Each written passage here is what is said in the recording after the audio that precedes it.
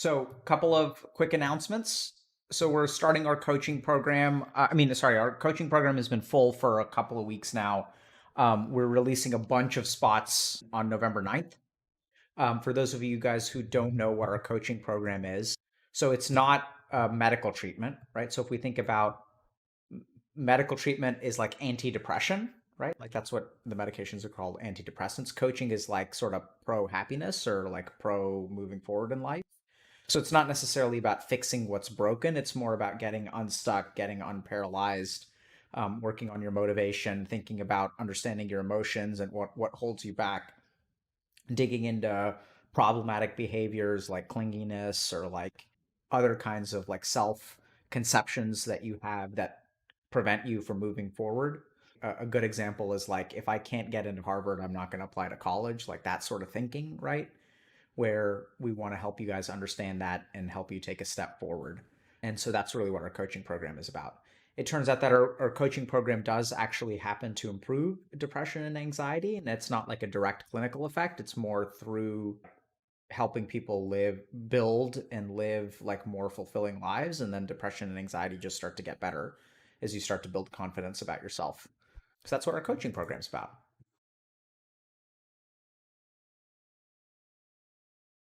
How you doing, man? Good. I woke up with these two lines under my eyes. I can't tell if they're wrinkles or I slept wrong. Take a look at these things. You see that on my right eye? What, you mean the bagginess under the right eye? Yeah, I the mean, two you guys wrinkles. can't see where I'm poked. Well, here, let me see. Can you all see? Yeah, this. Yo, look at these things. Are Yeah. these wrinkles? Like, am I permanently gonna have these? No, not necessarily. So bagginess under the eye could be actually a sign of like inflammation, right? So if you've got allergies, for example, I mean, it could be a wrinkle, but usually that looks like your eyes are puffy. Yeah, it just happened this morning. I woke up and it was there. Do you have But allergies? yeah, I do. Are they bad at this time of year? Like usually cedar fever, you're in Austin, right? Yeah. So cedar fever can get bad during this time of year. Are your allergies active? Uh, I don't know. Okay. Are there like telltale signs? Yeah, so like stuffy nose, postnasal drip, stuff in your throat, things like that. No, But I mean, yeah, I I wouldn't worry too much about it, Train, but if you're really concerned and it persists, you can always go see a doctor. well, I have. Look at this. Wait, can you see it? No, you can't. Oh, look, yeah. Look how many gray hairs I have. The gray hairs are coming in. Do you see this? This is insane. I have so many gray hairs. Now I have two wrinkles below my right eye. I think I'm getting old. And how do you feel about that? Well, the hair part I kind of like. I think I look good in a Yeah, it makes you gray. look distinguished, Yeah, I think in a gray, mature. yeah, it would. Ooh, I like mature, not Yeah. mature, mature. I like that. Yeah. That could be a.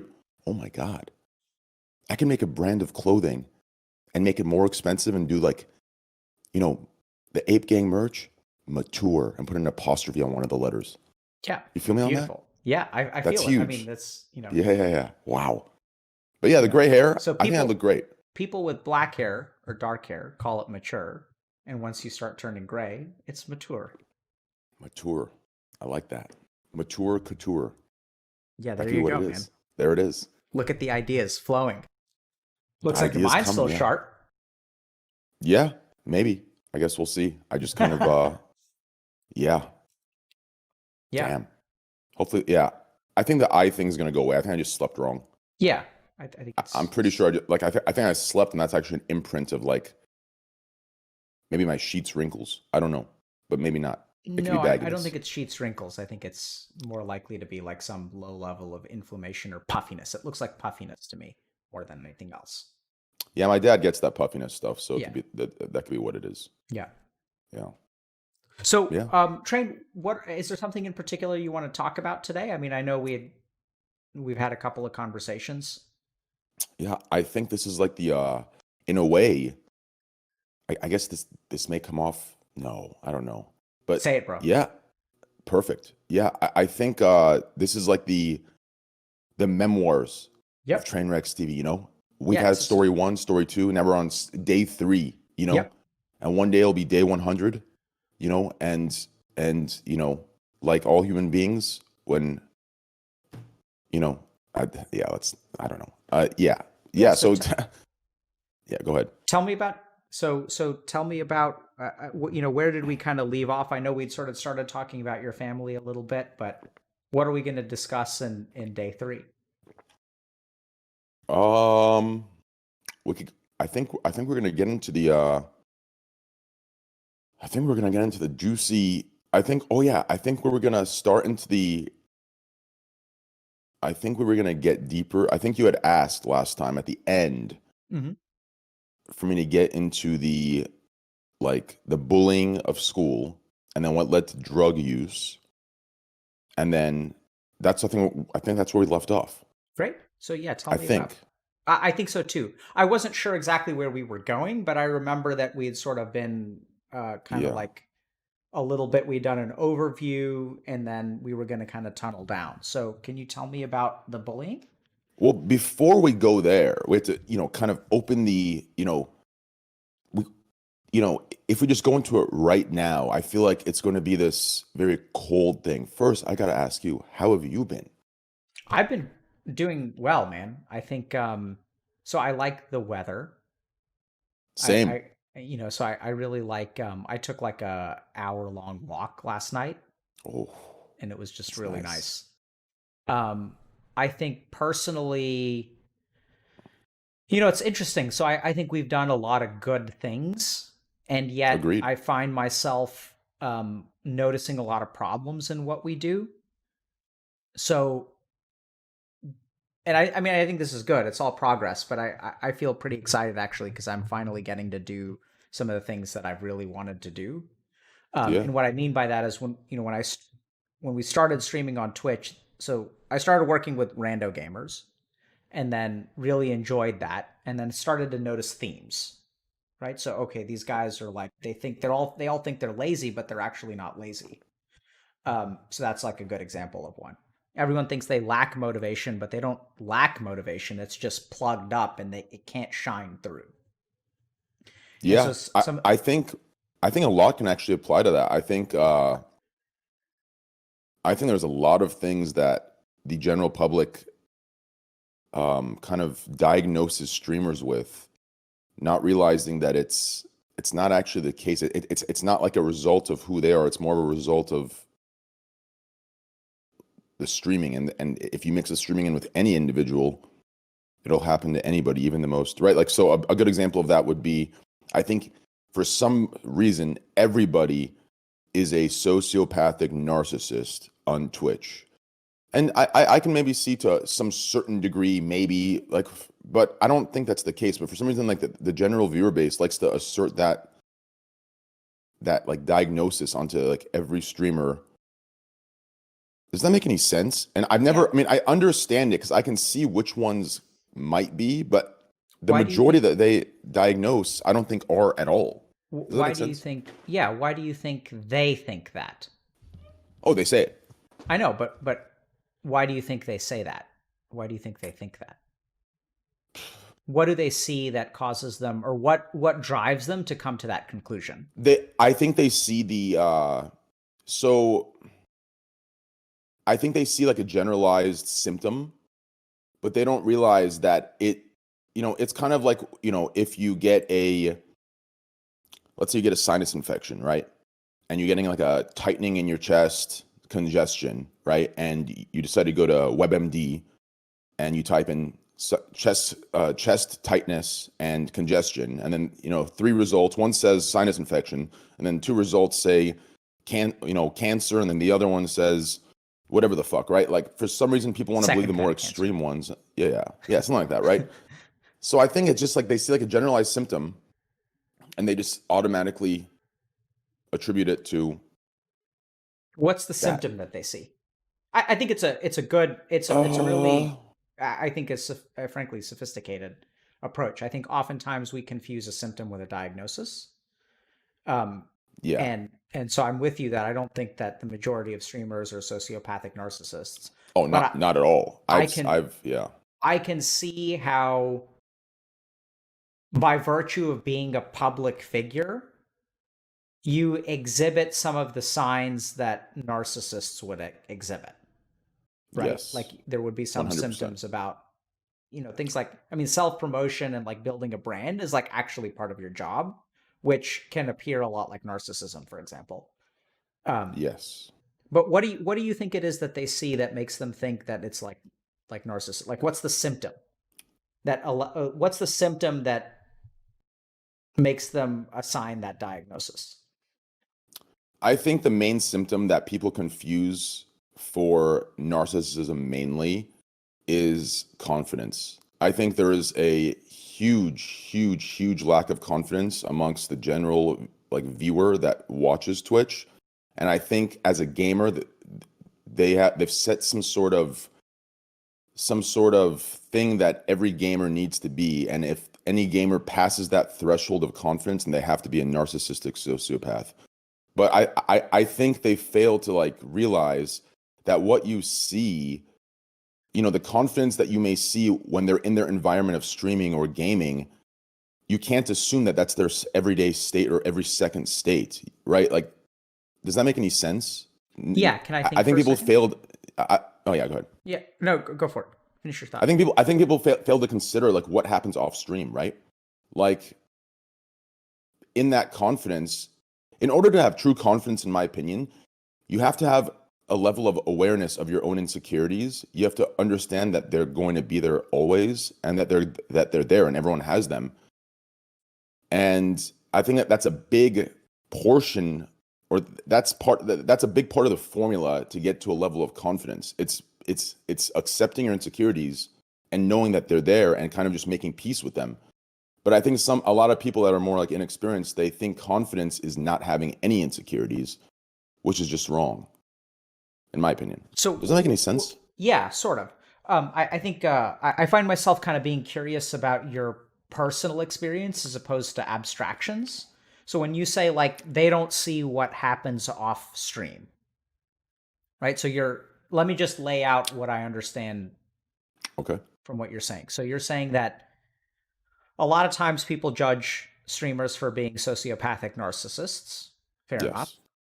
That the narcissism, why do they think that? It's because they see something like confidence, and they kind of like confuse confidence and narcissism.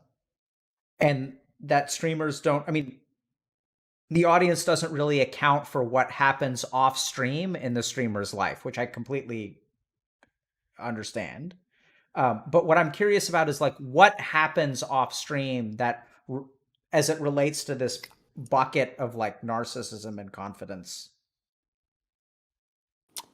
I think the same thing well, not the same exact thing, but just relative to each person's life. I think similar things that are happening in every viewer's lives that they think the streamer doesn't see, right? I think the streamer's life is kind of like how we view an actor's life or a sports player's life, or just these Instagram pictures of the happiest couples' lives. I think a lot of people make the mistake and they see this loved streamer that's loved by many and that's making so much money and, talking with such confidence, but they fail to think about what's, all the intricacies and all the shit that's like what I'm trying to say is everyone's the same. Like all of us have our time where we're going off stream, we're doubting ourselves. We're thinking, did we make the right decision? Did we not make the right decision? Did I do this well? Did I not do this well? Right? And that people don't realize that when you're on camera sometimes, you have to be strong for the crew, for the community, right? But people mistaken that. It's like they haven't thought far enough to realize, okay, let's say he comes on and he acts and he is insecure and doubting and this and this and that, right? Now, the only people that would make happy are the ones that want to see you fail and need to see you in that state. So you can't ever, you can't ever cater to that, because those people, the fact they want to see you in that state, that's a reflection of their own insecurity, right? They need to see you there or below in order for themselves to feel better. So they're not there for the caring of you. They're there to find some sort of short-term cure for themselves. And then you have the other factor. You need to be strong for for the ones that are weak, right? And then those ones you're strong, but then you give this other effect off that you're coming off as everything's great and blah blah blah. Does that make any sense? It's a lose-lose. Sure. I But completely agree with I you. think one of them is the greater and the other, I don't know. Does that make any sense? Yeah, I think that the reason that it's a lose-lose is because at the end of the day, you're being false, Yeah. And I think a right? lot of people, I agree with you. So Yes. the question that I have, Train, is like, why do you have to be strong for someone weak if that's not really what you are? You're almost implying that, strength is a mask that you put on for your audience. Why can't you be weak? You can be, but there's a time and place. Okay. I mean, here's the thing.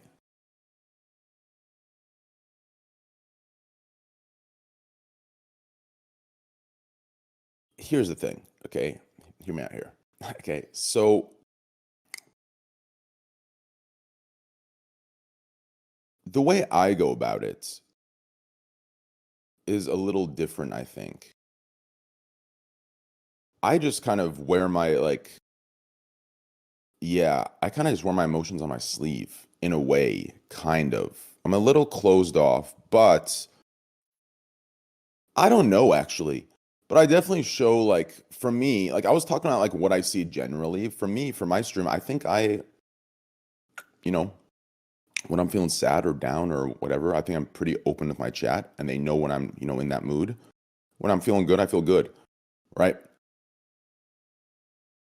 I think I'm more so referring to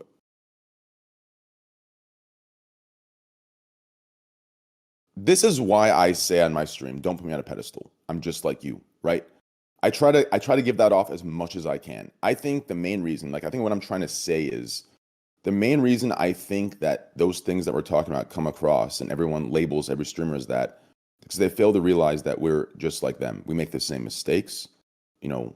We shit like them. We fart like them. We have our disgusting habits like them. We have our good habits like them. We last 2 seconds in bed like them some days.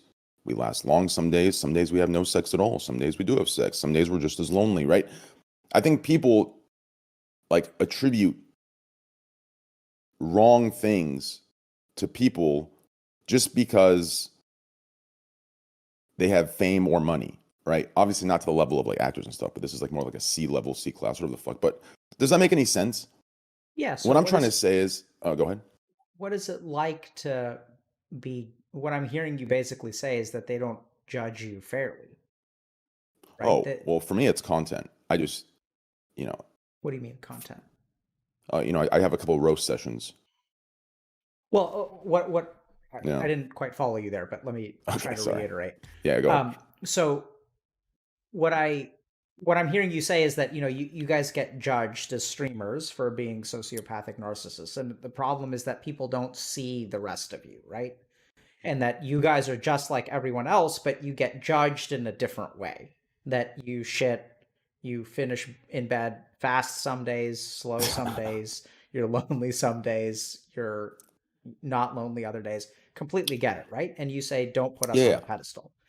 And yet what I'm hearing you say is that, despite you sending that message, people do treat you differently, right? They do put you on a pedestal, or they put you under their crosshairs, right? That they project their insecurities on you and things like that. That's kind of what I'm hearing you say. Well, to be fair, in a way, there are some people. So the pedestal thing is just what I do. The pedestal thing, to be fair, I don't think anybody really I think people want to be put on a pedestal, right? So that's kind of something I do in my stream. I say, don't put me on a pedestal. But I think others, they want the benefits of the pedestal. But then when it comes to the taking responsibility of the other half of being put on a pedestal, they don't want that part. I don't want either of them, because I know if I don't want the bad parts, I can't have the good parts, right? And if I want the good parts, I have to accept the bad parts. So I just say, listen, don't put me on a pedestal. I'm just like you. I'm going to make a mistake. Next week, I might say some shit that might cancel all of us. Don't think I'm this PG-13 figure that is some sort of robotic fucking, inhumane thing. I'm not, right? So that's me. I think a lot of people want to grab the good and then not have the bad of the pedestal part. So that's on them. But I think that's one of the reasons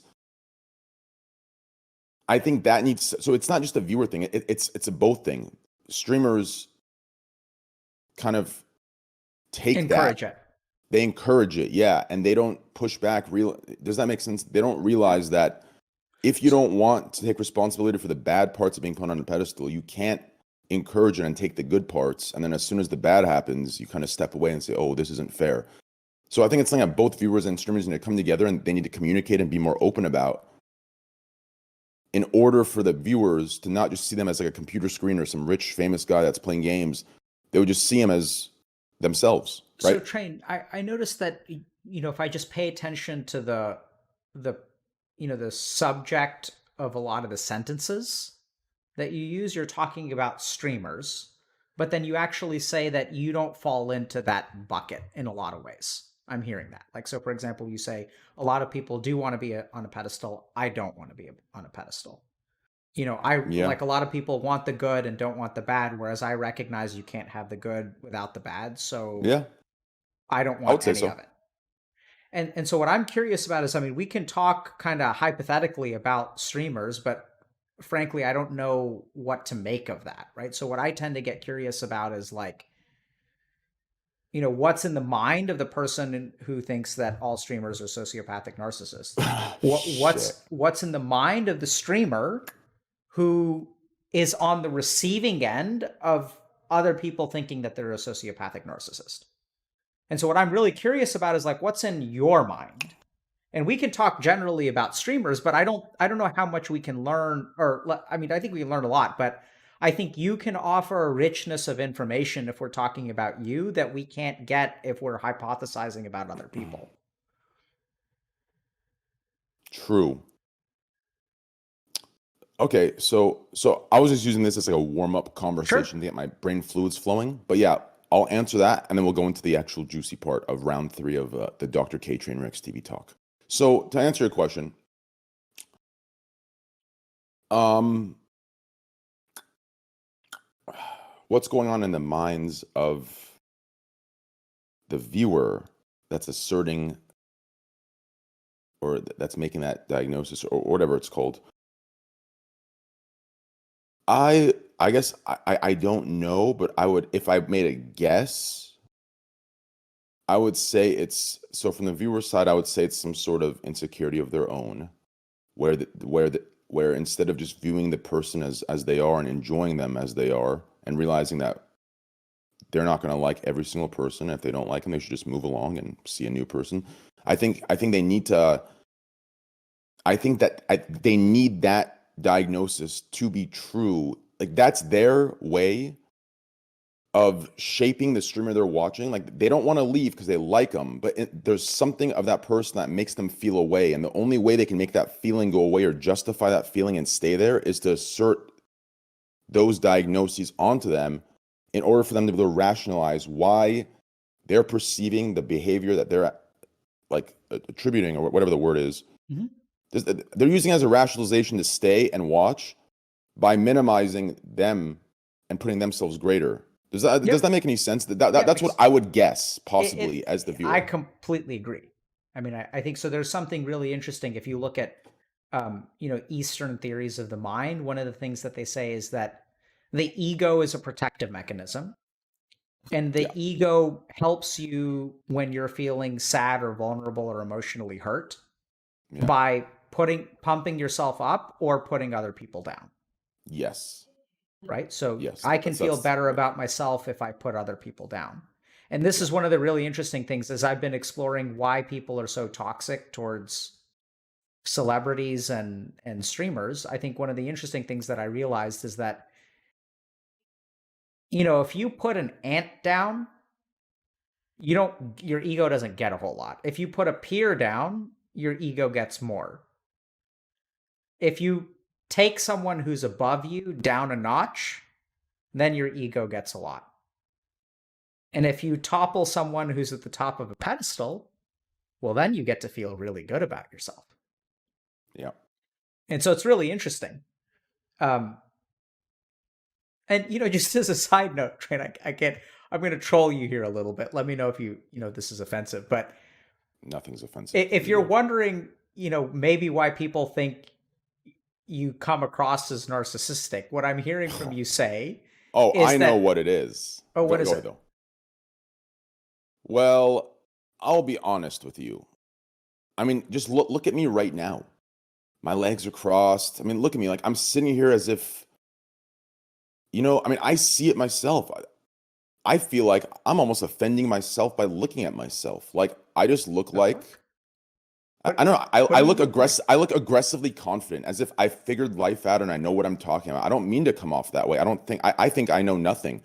Right now, to be honest, I'm insecure about half the shit I've said the last 30 minutes. But when I'm looking at my physical features and the outside shell, it looks like I think I've said everything because I know it's correct. And if you disagree, you're gone. That's the way I look to myself. But on the inside, I've actually been insecure about the last 30 minutes of what I've been saying, because honestly, I'm so foggy and gloomy, or I'm just waking up. I don't know what the fuck I've been saying the last 30 minutes. Right? So that's what's inside. But on the outside, I'm looking at myself. It looks like I have figured the world out. And I'm just telling you, what I'm telling you is God's grace. And you should, be happy I've been speaking. That's what I look like to me when I'm speaking. But on the inside, I've actually been insecure about what I've been saying. I'm like, what the fuck am I saying right now? Holy shit. Does that make sense? Do you feel entirely too much? Okay. Can I do one thing real quick? Yeah. I have to use the restroom real quick. Is that okay? Go for it. Okay. And I'll gather my thoughts. I'm so sorry. No, dude. Call of nature, bro. I'm back. Sorry about that. No problem, man. Yeah, that hot tea just went through, and I just took the longest pee of my life. Yeah. No, I'm just kidding. I don't like talking about this because, I still, listen, chat, I took a shit. Okay. Get over it. And it was good. It was one of those where, honestly, I wish I could have sat there for another 45 minutes, and just really just wrote it out. You know what I'm talking about? It's one of those that I almost wish I could have sucked back in and redid it. It was that good. Does that make any sense? Yeah, that sounds. Yeah. I've never heard anyone say that, but I too experienced. I enjoy sitting on the pot, after doing a number two, and actually, it's a very physiologically intensive process. Yeah. Well, I wouldn't know that. But some time to recover from it. So. Yeah. But anyway, so back to where I'm a lot more clear now. So actually, you go ahead. I think you're going to respond. Go ahead. Yeah. So I was just going to say, it's interesting because you say when you look at yourself, you see a guy who comes across as arrogant. Yeah. And which is interesting because what you feel is insecure. And I don't think you come across as arrogant at all, man. I think you come across as pretty chill and pretty genuine. At least that's how I perceive you. I don't think you're not like claiming to be, the source of wisdom and knowledge in the world. In fact, quite the opposite. Yeah.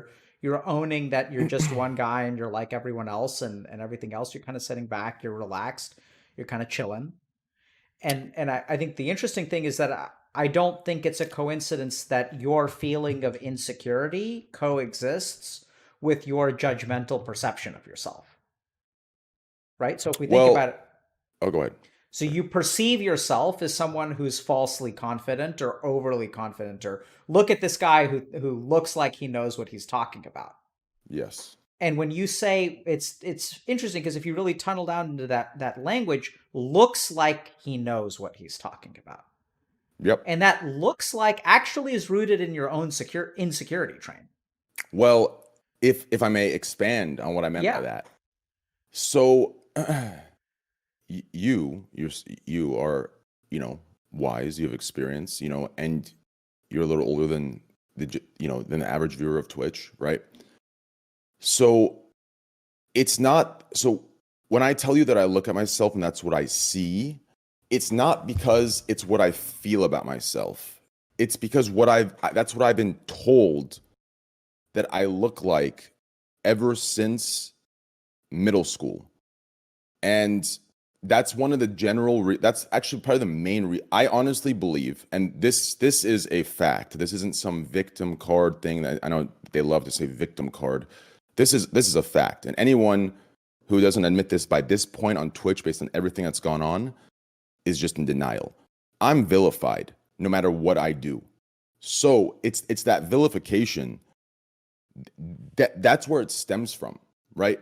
It's the voice, it's the mixture of the way I look, the way I come off.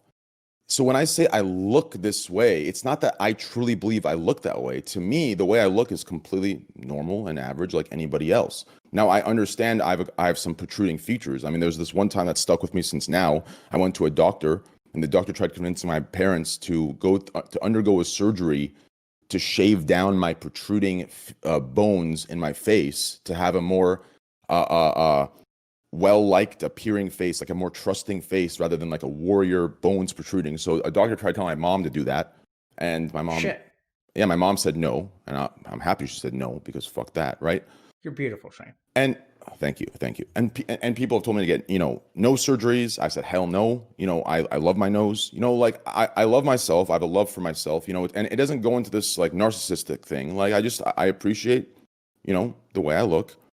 I do think I'm the best looking on Twitch. That's not a meme. It's half meme to kind of ease it into people's minds, but I think I'm the best looking, right? These things are what I believe. So it's not that I think I look this way. It's that I've learned that when I speak, for some reason, these things are attributed to me, and people, since middle school, and this will go into the bullying stories, people need me to be a certain thing. Like they need me to be the villain or whatever they see. They need me to be that.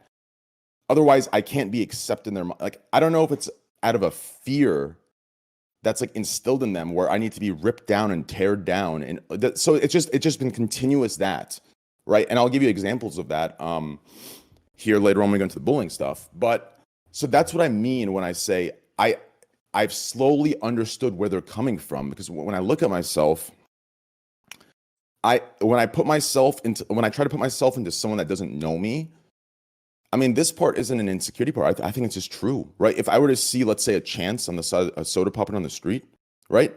I'd be like, I don't want to approach him. I'd be like, hey, what's up, man? Do you need help with that? But if I saw me on the street, like, damn, if I say the wrong thing, am I gonna get punched in the face? Like, that's just like I think it's just a common like instinctual thing, right? Like if you see someone that has this like more protruding face, kind of, he looks angry because of his extreme passionate facial features. He gets into an argument.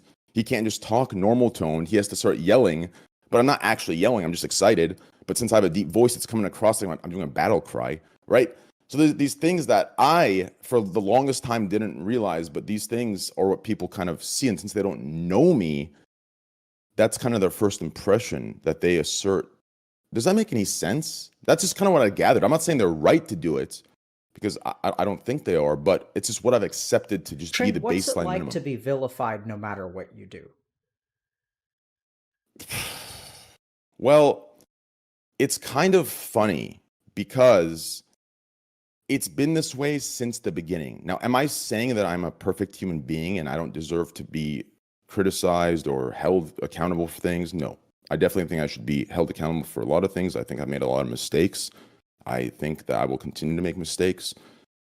But it's weird because it's been this way for so long for me, it's like myself has adapted to now when I'm not vilified, when I go through bouts of acceptance, I'm bored. I'm content. I've lost motivation. It's almost as if my body has adapted where I need to be hated and doubted in order to progress.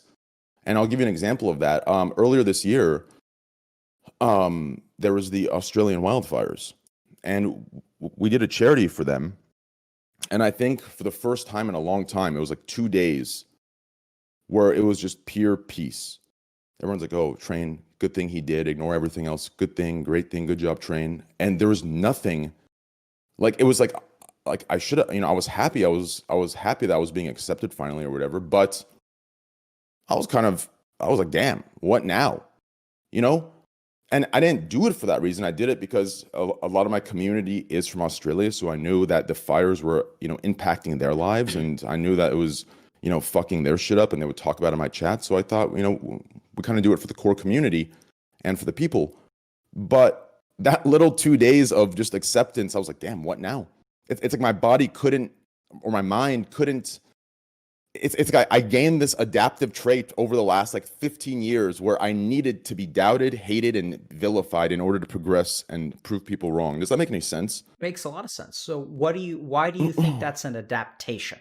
So if we think about an adaptation allows us to succeed in a particular environment, right? So what is the adaptation? Like what, right? So you've taken the negative energy directed towards you and you use it as fuel. That's what I'm hearing. Yes. Yes.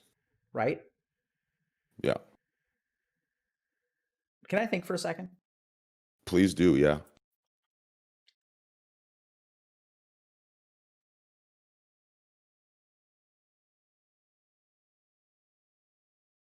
So what happened after the wildfires? Like, did you do something to become vilified once again? Because people thought you were like a decent person, and then you say you get bored. Then what happens? Oh, it just goes back to a baseline. What is a baseline though? The baseline is just the vilified thing, where it's kind of just like. But how do people vilify you, or is there something that triggers their hatred?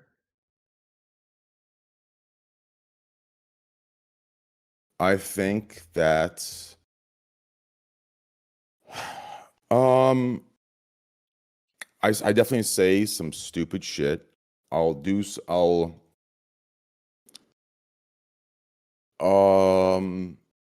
yeah, I mean, yeah, I think I say some pretty dumb shit. I think, there's times where I say some stupid shit. There's times where I, will have a little laugh with my friends, or I'll have opinions that don't match the popular opinion. Can you give me an example of what you described as dumb shit that you say?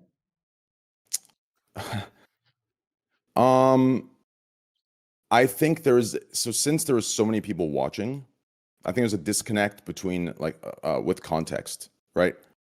So if I'm talking to like my community and we're just like making a joke, or I'm just talking to them and just clowning around, that could be clipped.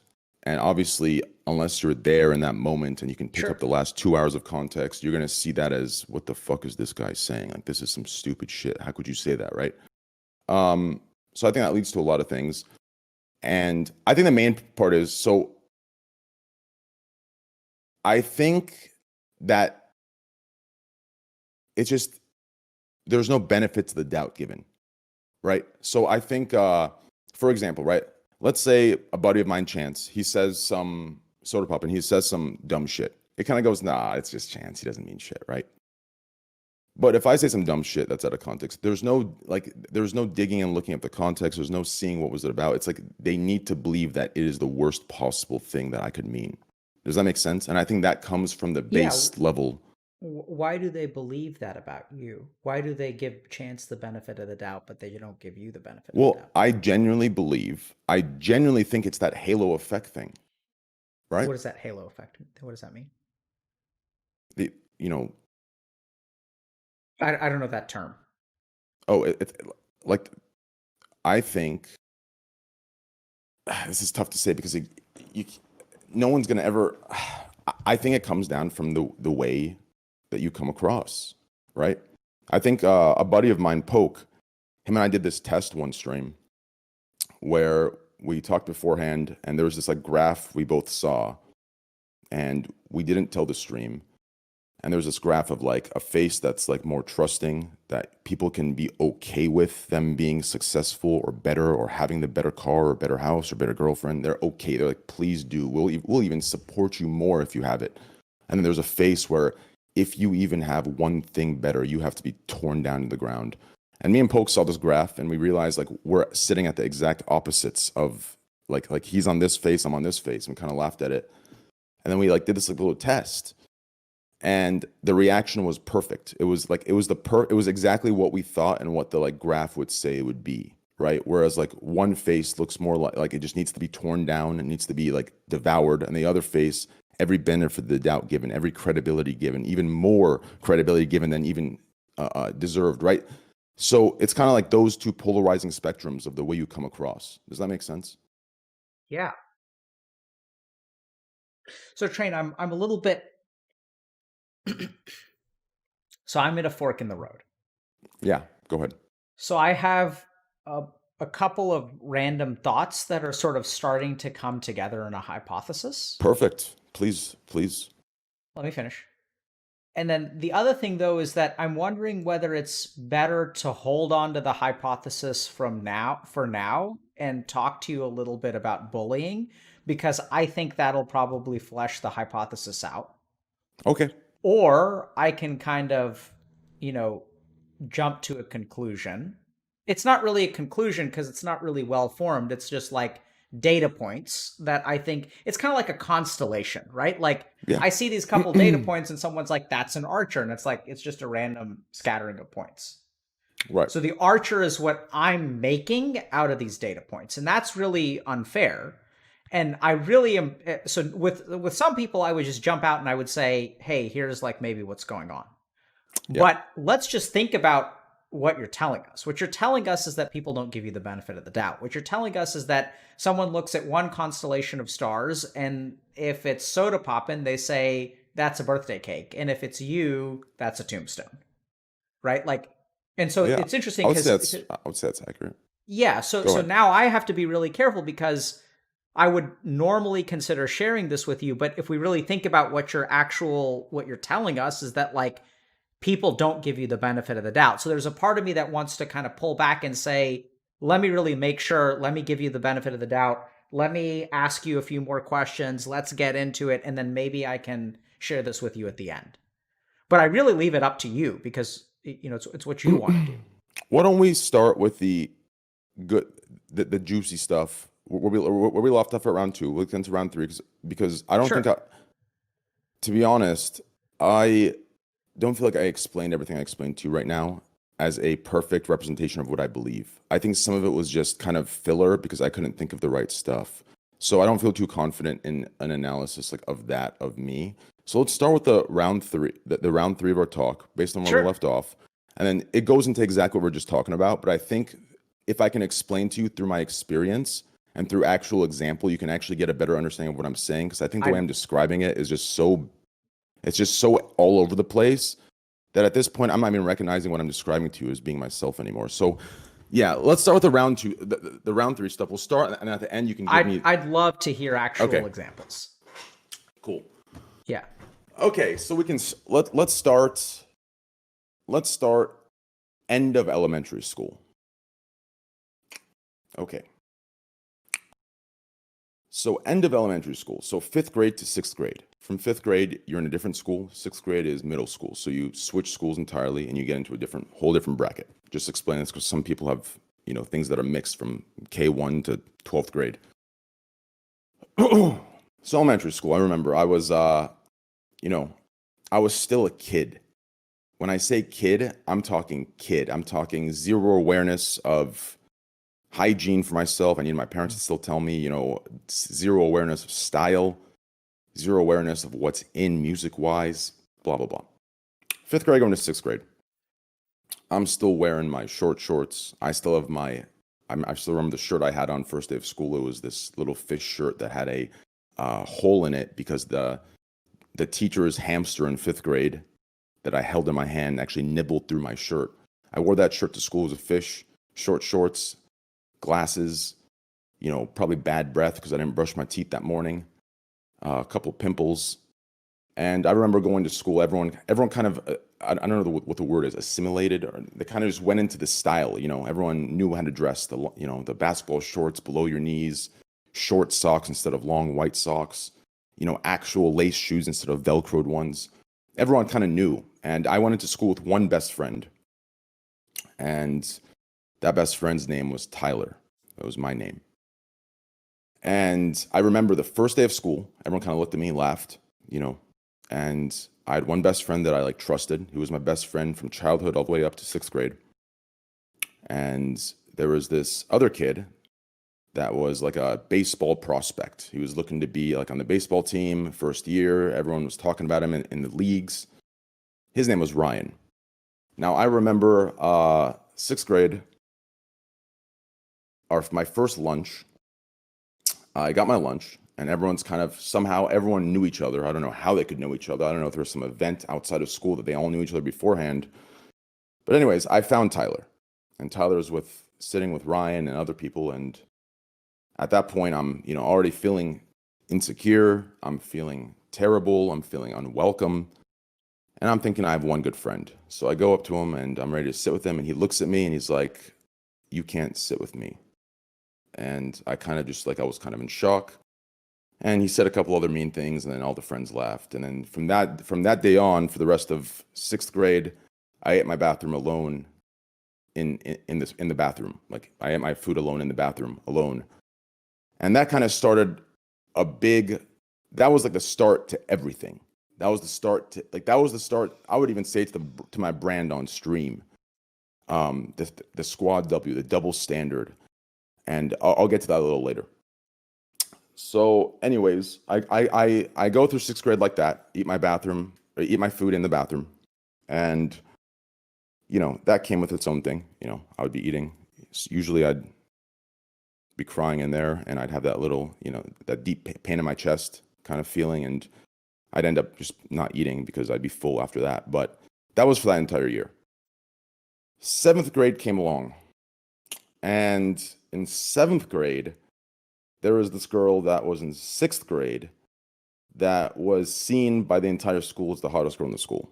Now, for some reason, this girl, she saw me and she didn't want anyone else. She just wanted me.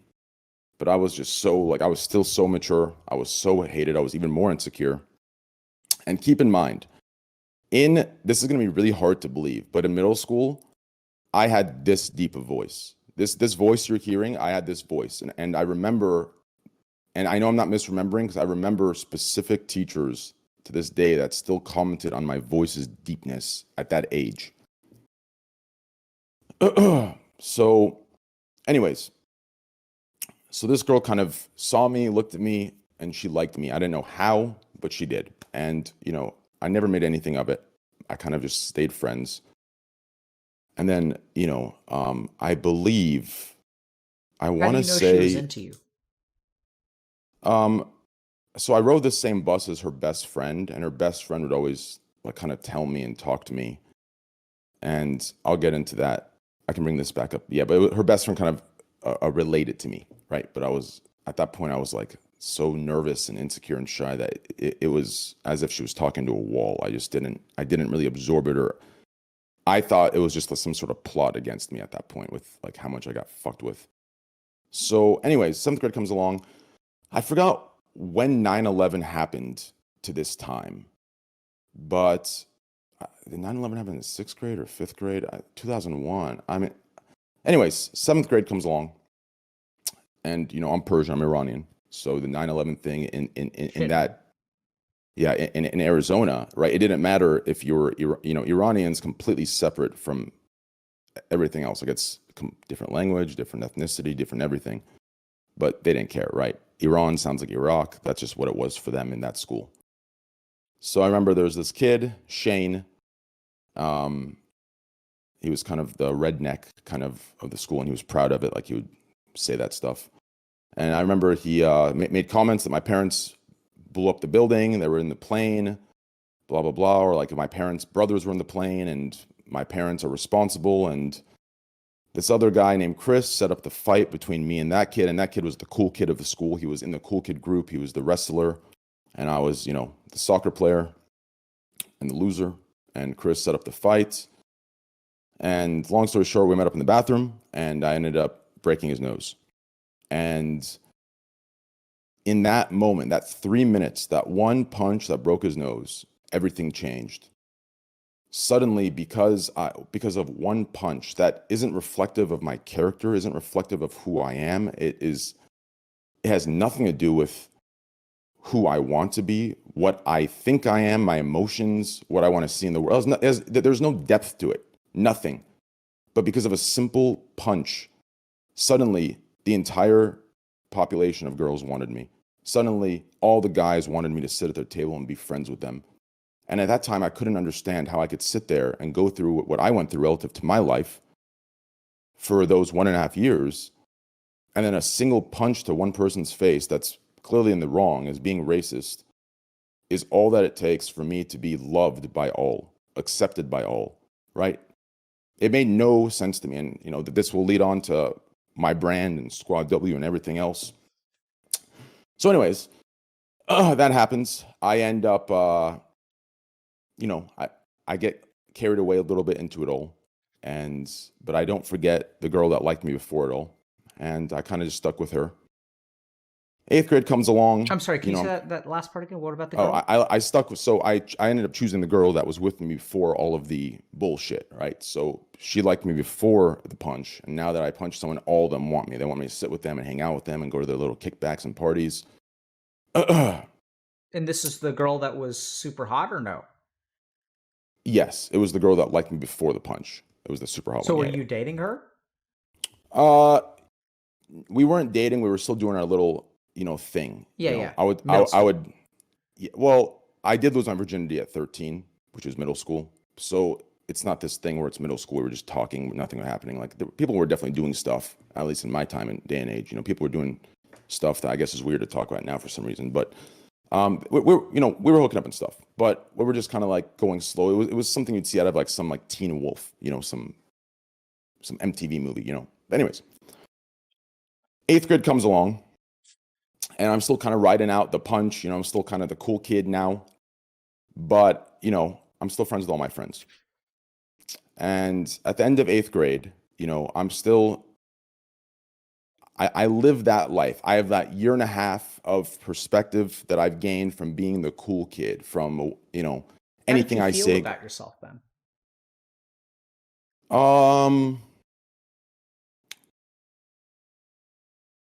I was definitely still insecure, but I definitely did ride out some of the benefits of the position of being the cooler kid and, the feared kid or whatever the hell the case might be. I wrote it out a little bit. Obviously I was young, I was immature, and, I definitely wrote it out. It had its advantages. And it almost had no disadvantages, to be completely honest. Weird. School is just weird. High school, middle school is weird. For some reason, if you're the cool kid, you literally have zero disadvantage until later in life when you realize that was your peak and it made you content with everything. So you had no, further ambition to move higher up. But anyways. Did that happen to you? No, it didn't happen to me. And because I'll tell you why. And this may have actually saved me in a way. But so at the end of 8th grade, I'm still kind of the cool kid. I'm going around, different schools are getting together. I'm like the pillar of my school, and then the other cool kids of the other schools, we'd all get together, party, and like it was like a crazy time. Anyways, so end of 8th grade, my parents want to move. Now, keep in mind, I'm like this emo kid. So that was kind of my day and age. I'm this scene kid. I have girl pants on, shirt, jacket, and I'm just it's one girl after the other. Because it was insane, right? And this was 8th fucking grade. So, like, it was just crazy. Lost my virginity that 8th grade. And my parents want to move to a different city. So, the city that I was in was very culturally diverse. There was everyone, a lot of black kids, a lot of Mexican kids, a lot of Middle Eastern kids, a lot of white kids. Everyone it's a big melting pot, just mixed. My parents want to move, right? We end up moving. We end up going over to, which I guess there was more background story because I ended up losing my best friend because of the move. But I guess that's irrelevant to what we're talking about. I guess there's a piece of it. But anyways, I'll skip that. We'll get to that later. So we end up moving. We end up moving to Scottsdale, Arizona. Now I end up going to the school. Now this is 8th grade? So you guys move in the middle of 8th grade? No. We move at the end of 8th grade. So I moved my freshman year of high school. Oh, wow. So new high school. New high school, new city, new place. No one knows me. Move there. And if there's any place opposite of culturally diverse, melting pot type thing, it is this school that I went to. It was called Chaparral High School. I think it is a rated school, and it's in the top 1,200 for like America for public schools. Now, this school's all white kids. When I say all white, I'm saying that like my junior year in that school was probably the first time I saw a black kid walk in the halls, and then we had like 2 Asian kids. Like it was like that. Everyone was white. Everyone. It was the weirdest experience. And they were all like going through that phase where they're gangster white, but they all came from very rich families, right? It was just a very, very different place. And me walking in there, dressed the way I was dressed, being the way I was, it started all over. What started all And over? the bullying. So, right. So I walk in, no one knows me. I kind of just, first day I'm shy. I don't carry over any of the things from 8th grade. And I just kind of was myself. And it was just a crazy experience. And I remember freshman year, I got fucked with a lot.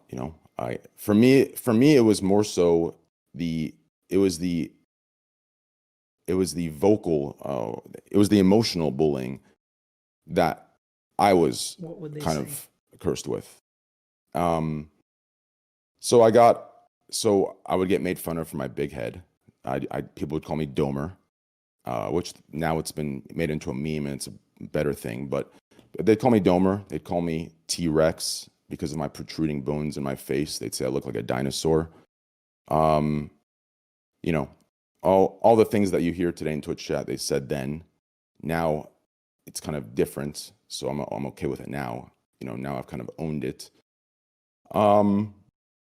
Typical stuff, just ugly, unwanted shit like that.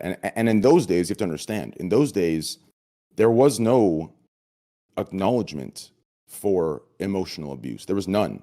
It was sticks and stones may break your bones, but words cannot hurt you. And that was accepted by everybody, including myself, right? So it was a different time. There was no awareness of that. It was physical bullying or no bullying. And later on, we find out that emotional abuse is even worse. But anyways, it was just nonstop. Girls would point and laugh. Guys would point and laugh. They would throw food at me, shit like that. Now. And how did you feel about yourself when that kind of stuff would happen? What did you understand? Like, what's your understanding about the world and who you are and who they are? And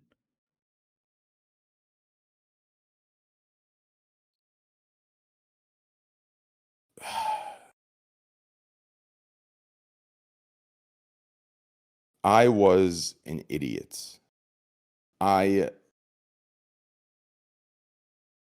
more I got fucked with, the better I wanted to be, like, to them. I thought maybe, I don't know.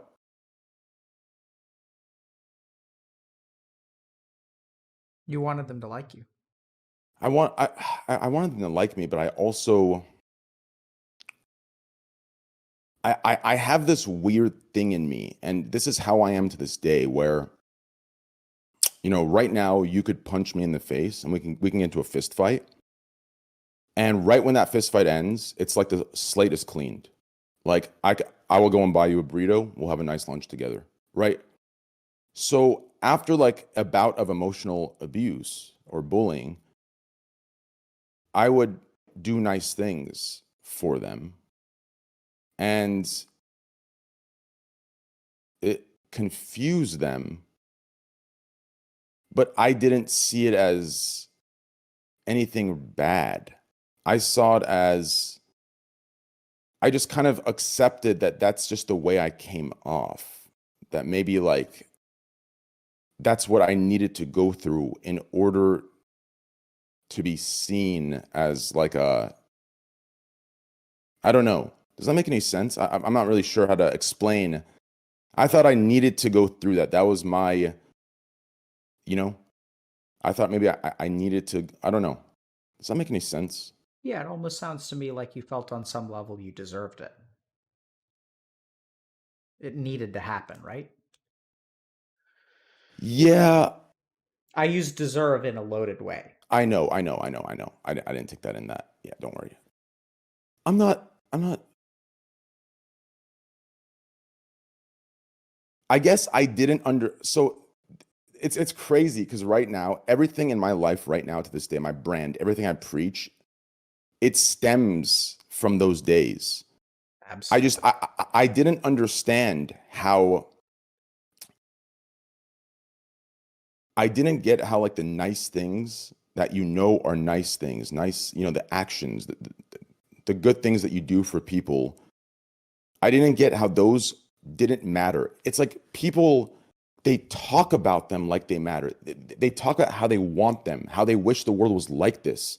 But when they see it happen, it's made fun of. It's uncool. The person doing them is just a fucking nerd, loser, you know, soy boy, right? Whatever the fuck, right?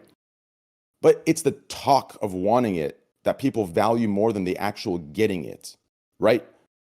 So it's like all the cool kids will talk about doing all the good, but they'll just be fucking douchebags and dicks and superficial and go do opposite of what they talk. And then when there's somebody that's doing it, it doesn't matter if they're doing it. No one cares. It's like, it's the cool thing to do is to talk about it, to share the idea, to spread the hope through the talk. But when someone actually does it, I don't know, it was just this weird thing I learned. This happened all the way back then too. It was fucking insane, right? So it was uncool to be nice and good. Ask you this question for the second time. Yeah, go ahead. How does it feel to be vilified no matter what you do?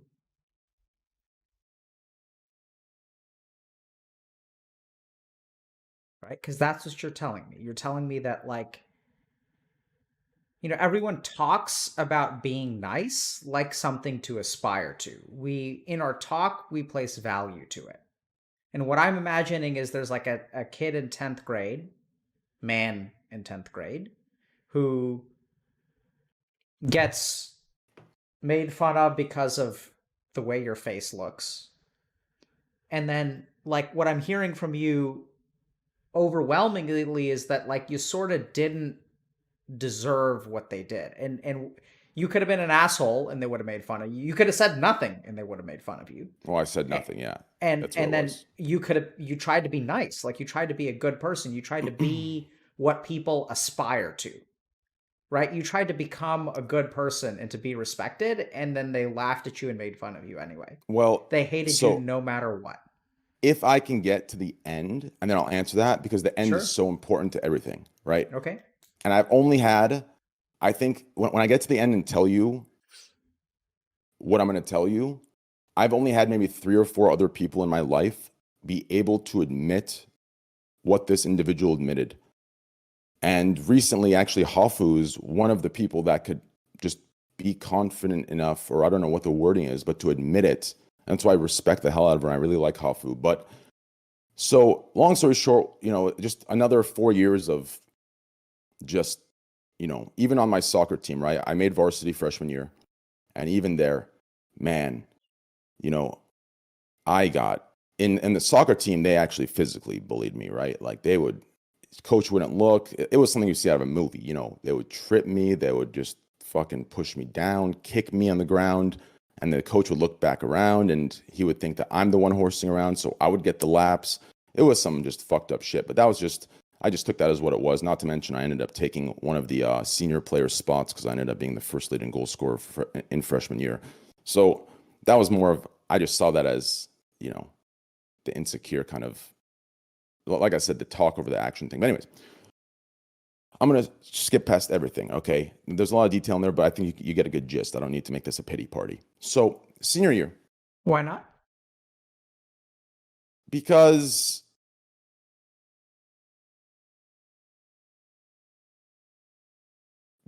in my opinion, by now, I think the people or you, based on what I've said, they know what I'm talking about. If you don't know what I'm talking about at this point, then the more I talk, I feel like it's only going to make you understand through pity and feeling bad. And if you understand through pity and feeling bad, you don't actually understand, and there's no actual solution that comes from it. All that comes from it is just the feeling of feeling bad for the individual and giving them treating them in a way because you feel bad, but you don't truly understand what they went through, right? Does that make any sense? I mean, I could go deeper into sophomore, junior, and senior year.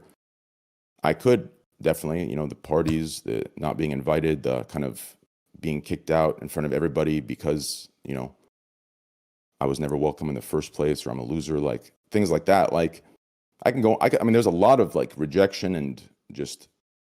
No, what I'm curious about is why you're devaluing pity. But anyway, we can go to the end. I'm just taking notes. I'll respond. I guess I devalue pity because I don't know. I was kind of, I don't know, like for me it was, you can't put your head down and sulk. You can't pity. You have to, instead think of a way you're going to beat it. Think of the way you're going to climb the mountain and get over it. And if you sit there and, just, I don't know, for me that I didn't have my things solved by others. I had to solve them. Right. So I don't know. Does that make any sense? Yeah. Yeah, it makes a lot of sense. But I think pity didn't help is what I'm hearing. No, pity. I've never been, I don't know what the word is. I don't want to say blessed. I've never had I've never had the luxury of being pitied. I've never, no one's ever said, oh, poor, he doesn't, minus my parents maybe, but no one's ever said, oh, damn, man, it's all good, bro. You don't deserve this. Keep your head up. One day you'll be something great and prove all them wrong. That was never the case. It's as if, in a way, even the people who called me friends, in a way, in the back of their minds, they enjoyed me being put down. So, how would you feel if I said, I pity you? I guess in a way I'd feel insulted. I think so. Does that make any sense? Makes sense. Just from where I'm at. Yep. So I don't even think I wouldn't even want the pity. You don't want the pity. I completely agree. Yeah. What's insulting about it? How dare you? That's what what's insulting about it is what I went through, where I'm at right now. I don't even see it as a bad thing. I'm glad I went through it. I see it as a strength. I turned weakness. I turned the destruction of myself, the putting down of myself, into one of my greatest strengths, and into a fuel that people who didn't have that life can never taste. And I'm not saying that you need to have that life or it's a good thing to have that life. It's not. But I just don't need anyone's pity. Does that make any sense? Makes a lot of sense. Yeah. So we'll circle back to that. Okay. We'll circle back to it. Okay. So senior year, I finally got to a place. Now, keep in mind, I'm still insecure. I'm still immature. I'm still extremely insecure, to the point, there's a lot I left out about, just the school is a rich school. So that's where a lot of my insecurities came from, where I felt like I need to lie about what I have in order to be accepted, lie about a car or a house or who owns what. And it stems from this school. But anyways, senior year comes around. I still remember the group of kids that would bully me, right? It was pretty much the football team, right? And the head of it all, his name was Ethan. Right now, I think he's in Hollywood somewhere. He's best friends with the brother of Emma Stone. Emma Stone, his brother Spencer, and then I went to school with Spencer, and I think freshman year, Emma's brother Spencer, and then Spencer's best friend's Ethan, and then they kind of took him to Hollywood, and now they work there. Anyways, though, so that's kind of what it was. Well, here's the thing. So Emma was actually a very nice person. She's always been very nice and very good, very mature, very nice. So that's actually a surprising part. She was the mature, responsible one. She was cool. I only got I think I only saw her for 6 months before she transferred schools to a private school or something. But her brother ended up transferring back to our school, and he had his bouts. He was half and half. He was kind of embarrassed to be around me. I was the loser. He was the cool kid, whatever. How do I feel about that? We'll get into that a little later. But anyways, so at the end of the school year, I gave you that background information just to kind of add more credibility to it all. But by credibility, I mean how well I remember the events, because the human memory usually, it's not too good. But anyways, so senior year comes around, and I've always been a very blunt person when it comes to, I just kind of ask straight up things that people are too embarrassed for. And it wasn't always like this. It kind of built up all the way to senior year. So senior year comes around, and I had this English class, and my teacher was the football strategy coach. And all the football players were in my class with me, and they would hit me in class, and then the teacher would, I think, relive the high school experience he thinks he deserved through being a teacher and giving the cool kids a pass and getting me in trouble for getting hit and retaliating. So anyways, school year ended, and I ended up asking this guy, this Ethan guy, like, why did they hate me? Right. And I remember, actually, there's one big thing I remember. So Ethan, his girlfriend worked in the student yearbook. So in like the student council yearbook. And this was the worst part for me, I think. It wasn't the worst part. It was one of the bad parts that to this day I remember. Every yearbook I had, I would rip out 2 pages and I would cry in my bathroom, even at the age I was at, because he would get his girlfriend to add in a page of just like clowning on me, just rumors about me into like, so like in the sections where it would say most likely to be, they would put rumors into me, and it was the school joke. And they would all turn to that page and laugh at me and point, and I would always rip that page out in the bathroom and flush it down and just cry. But anyways, at the end of the year, I asked, fuckers. But anyways, at the end of the year, I remember I asked them straight up, I was like, why? Like, the fuck? Like, what was all this for? And this was the first honest answer I got, at least now that from what I know now, honest answer that I got. He said, the reason that they hated me, hear me out here, okay? And we'll get to why I brought Hafu up in a second here and some others. He told me the reason they hated me and the reason they felt they needed to bully me is because they felt they needed to bring me down a notch. Literally word for word what you said earlier. They needed to bring me down a notch. They felt when I walked into their school, they didn't like that I walked around with my head up high. They didn't like the way I talked confidently. Little did they know this wasn't the case at all. I was insecure. It's just part of when I talk, I have this deeper voice, right? I might get a little passionate. And me walking at my head up high, what the fuck's it to them if, like, think about that. I want you to think about that. So I wasn't any of the things they attributed to me, but because of the way I looked and the way I walked, it's as if I owned the place and they felt like they needed to bring me down a notch. And that was the stem of my bullying. It wasn't even anything that I had done to them. It wasn't anything that I said or that actually disgusted them.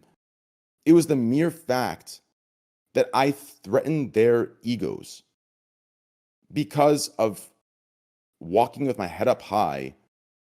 And that was the first time. I didn't understand it then, but I understand it clearly now. And the reason I bring up Hafu, because I'm sure there'll be pushback on this story a little bit, but recently, Hafu and I started playing Among Us. I'll skip back to school and stuff in a second, but Hafu and I started playing Among Us, and so she's actually a supporter of mine. I support her. She's a friend now, and I respect the hell out of her for admitting this, because I think a lot of people feel this way, but it takes a certain confidence to be able to admit it. Hafu literally said word for word what Ethan told me senior year of high school. She told me this like 2 weeks ago. Like, I was talking to her about different groups, why some groups don't want me in there. And she literally said exactly what it is. The looks thing, you kind of look like, you look kind of scary. The way you talk, it's kind of intimidating and aggressive, comes across as if you have to beat everyone's ass. Like hearing that from her in the message, when I responded, I'm like, listen, I like, a piece of me, I just respected the hell out of her, because this is the vibe I get time and time again from a lot of people. But you can't, what man is going to admit that? No man. It goes against, if you feel that way about me, it goes against the very thing to even admit that. Because if you feel that way about me in the first place, it means there's something some ego that's being triggered, right? Some insecurity, which contradicts the mere fact of ever admitting, oh, well, I don't like you because you kind of scare me, right? So no one ever admits it, but I think that's like a deeper reflection of it all, right? And I think that's why I'm vilified. I think that's why a lot of the things that I do are kind of devalued. They're kind of lessened. And I think, so that's why I brought the Hafu thing up, just to kind of verify the story that I was told in senior year by my bully. And yeah, so that was that. And then, college came around and same thing happened in college. Went to college, same bullshit. And then I got into the drugs. And the drugs were a crazy time. but I'll stop there so we can kind of go over that stuff. I mean, maybe, now that I think about it, maybe I should have went deeper into the high school bullying stuff. I feel like I No, kind of, but whatever. Go ahead. So Train, first of all, let me start by saying thank you so much for sharing, man. You are a phenomenal storyteller. Really? Yeah. Oh, thank you. You know, it's interesting because I see you always make statements whenever we talk about, like, you know, do you get what I'm saying? Do you hear me? I think, Train, you're a very clear communicator. I think that you capture the essence of things in a way that cannot be wrapped around words. And so sometimes you have trouble finding the words, but I don't think it's because you're. So if we think about it, any word is a false representation of a real thing. True. Right? Agreed. 100%. And so yes. I think sometimes you think you're communicating poorly because you have trouble finding the words. And I think the reason you have trouble finding the words is not because you're dumb. It's because you're so close to the truth that no word captures it. That's right. I can't think of that's exactly right. I'm just like very like right. But I don't have. I mean, there's basically only been once during the last hour and a half where I haven't been able to follow you, and I sort of told you right away.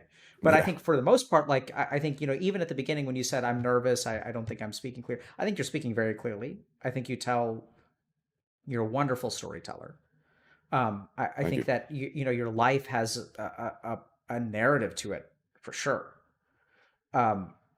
And I think there's a lot of authenticity there. There's a lot of truth there. There's a lot of pain there, and there are a lot of adaptations in your story.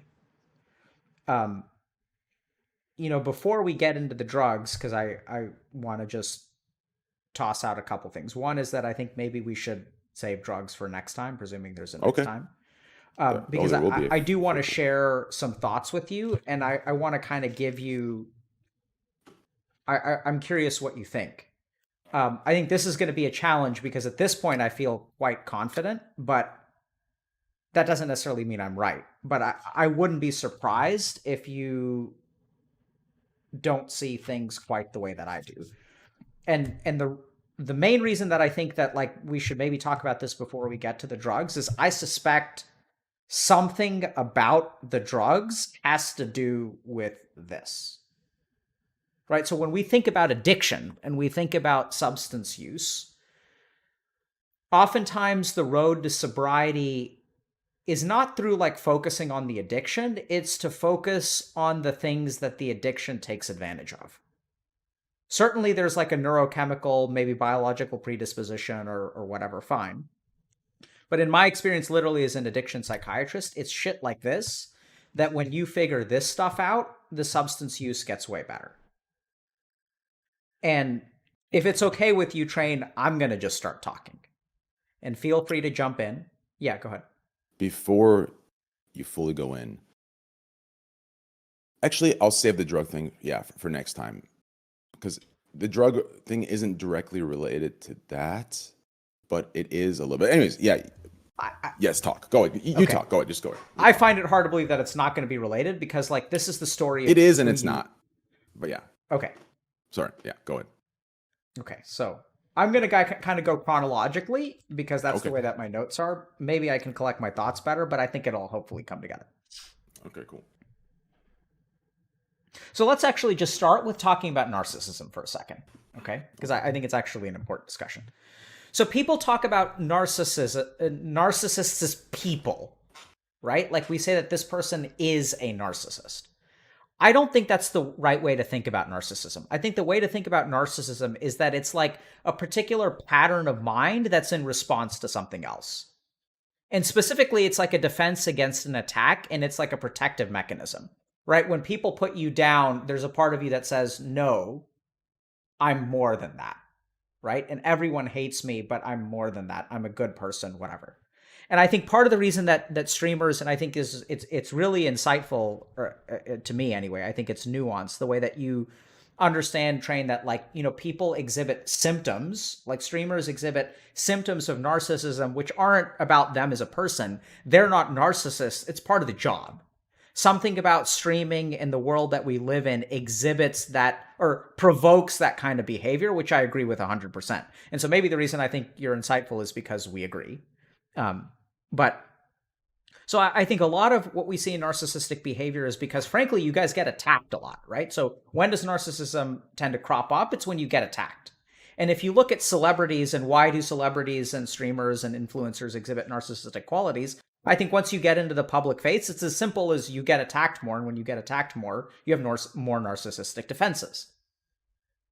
And so I just wanted to kind of toss that out because I do think it makes sense. And we're actually working on that and trying to understand that and trying to support content creators better at Healthy Gamer.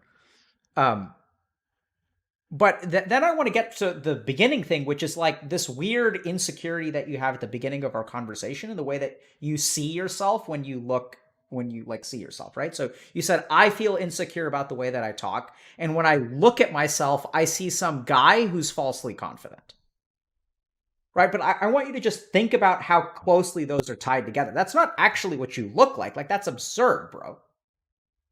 What does false confidence even look like? You just look like you. Your perception of false confidence comes from your insecurity. Like, I think those are really... The perception of false confidence comes from... So it's what's drilled in my head. People cannot be okay with me being a confident person, so I try to look at myself and through their eyes. I completely agree. I completely agree. Does that make sense? But let's be clear. It's what you just said. It's drilled into your head, which means that the perception of you being a falsely confident person is coming from your head. It's not coming from the outside world. I don't doubt that it's been drilled into your head by external events. But this is something I want you guys to really understand, is that external events happen and then they drill into our head. But where they live is in your head. They don't actually live in the outside world. They don't live in the way that other people continue to see you. Once something drills into your head, that's where it lives. And I'm not saying that it's inappropriate that it got drilled into your head. I think so real quick to enter in here. So it's not that it's drilled in my head and I believe it. It's that, so when you ask the question, why do you think people are scared of you? When I answer that, it's not, I'm answering it through what they're telling me. Does that make sense? It makes sense, but just let me finish. So I agree with you. So I was going to get to this where I know you don't believe it, and yet you do. And we'll get to that because I think it's really interesting. And I think it can be kind of confusing. Okay. But I just want to like highlight this point where like I completely agree. And if we listen to your fucking story, man, clearly the world has been sending you particular messages, which I think live there now, because you even tell us I'm really insecure. You say it all the fucking time, right? And so if we think about like, why are you so insecure? Because you're insecure and you're confident at the same time. You really strike me as someone who has a lot of genuine confidence, a lot of genuine compassion, a lot of genuine goodness, and a lot of genuine insecurity. And that seems like irreconcilable to most people because they think that you can't be confident and insecure at the same time. Whereas I think that's the way most people think. They think it's like a linear scale, but it's not. Yeah, it's not. You can have parallel insecurity with parallel confidence. Well, I think to go further, I think in order to have confidence, you must become you have to accept your insecurities. Yeah, so we'll get there. So I think the acceptance of insecurities and the acceptance of imperfection, right? I completely agree. So I think your confidence comes from the acceptance of some insecurities, but I think there's other stuff down there that is still affecting you in a negative way, which we'll get to. Okay. So we're going to get to this idea of like, okay, I'm vilified no matter what I do. So I'm going to just actually highlight a couple of things which I think exhibit narcissistic defenses. I'm not calling you a narcissist, but it's just like when we're thinking about people who are narcissists, like what do they do, right? So one is that, one is that you say that things are facts, right? Like you say like, this is a fact. So like sort of like, yes, these events happened, but like, your perceptions of the way that people perceive you view as facts. Those are not actually facts. They're beliefs that are supported by evidence. Did a doctor actually come to you and say, hey, this guy has a protruding forehead, we need to do surgery? And I'm like, what the fuck, right? And so that is a factual thing, but then out of that experience train comes a belief that lives in your mind. And then you start to think that that belief is a fact.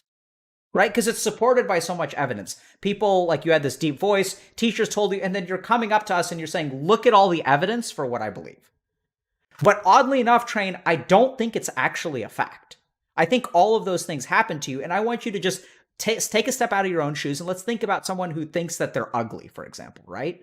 Right. And like, you talk to them and you say, like, bro, you're not ugly, but they're like, no, this happened, and then this happened, and then this happened, and this happened. I'm telling you, bro, I'm ugly. The entire world has told me this. There are so many facts that make me, I know I'm ugly. It's a fact. It's not a belief. Right? I'm fully on, yeah, I'm on the same page with you. Yeah. And so there are other things that you tend to do, which is like, you know, I'm vilified no matter what. Right? And like, that's kind of weird, because then you also make these statements about they need me to be something. And like, you talk a lot about what other people like need you to be. And so there's a really subtle ground there, which I genuinely, Trained, I'm going to say this again. I'm not just saying this as a disclaimer. I genuinely think you're like an awesome, compassionate, not narcissistic guy. But I think that you have an adaptation in there that is absolutely something like narcissism. But I don't blame you for it. I think it's like, just think about the life that you've lived. Unless you can be a little bit narcissistic, you would have been like smashed to pieces. I mean, you were smashed to pieces. Yeah. Right? And like, it's the only way that you can survive, but that lingers with you.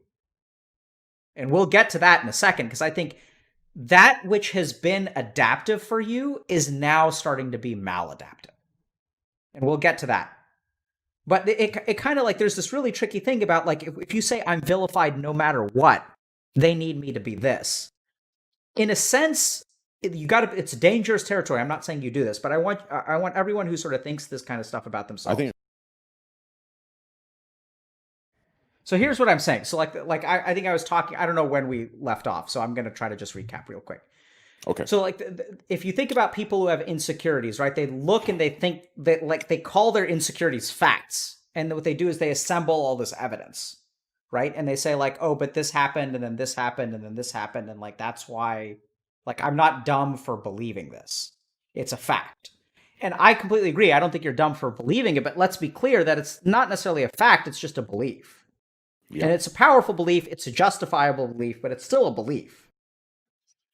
And now I want to get to this idea of like, I'm vilified no matter what, because that's a really dangerous tightrope to walk. I sort of agree with what you're saying, but I think that there's a potential for a different way to look at it, which is that when you start to say I'm vilified no matter what, it starts to discount who you actually are, right? You're saying that the connection between who I am and how the world treats me is completely independent. And so the tricky thing there is, if you start to believe that about yourself, then in a weird way, you start to lack power over to them, and they chose to hate you anyway. So that got drilled into your head, and then you have that belief that's swimming around, which is like, you know, like, people don't like me and I'm vilified no matter what. And the last thing that I want to kind of point out here is that when you say I'm vilified no matter what, and you say, and I ask you, how do you feel about that? And you say, it's kind of funny, right? Where if you really stop and think about it, like, that's not funny at all. Like, if I am talking to a kid and the kid says, no matter what I do, my parents like hit me, I can't make them happy. Like, that's not funny. Being vilified no matter what you do, like I know you've like donated and supported a bunch of streamers. You try to support your community. You're super authentic. Like, I think you're genuinely a good guy. And for you to be treated like that is not funny. And we kind of even hear like how that happens, because then you say, I've adapted to it, right? I thrive off of it. Yeah. I've adapted to being hated. It's fuel for me. And you start to feel uncomfortable when people like start to respect you. And that's where we get into really tricky territory, because this is where sometimes a hypothesis could emerge here. And one is that it reminds me of something called the repetition compulsion, which is like this idea that we tend to like repeat things that are even kind of bad for us, because we have this compulsion to do something over and over and over again. And what that means is that I really wonder actually whether you self-sabotage.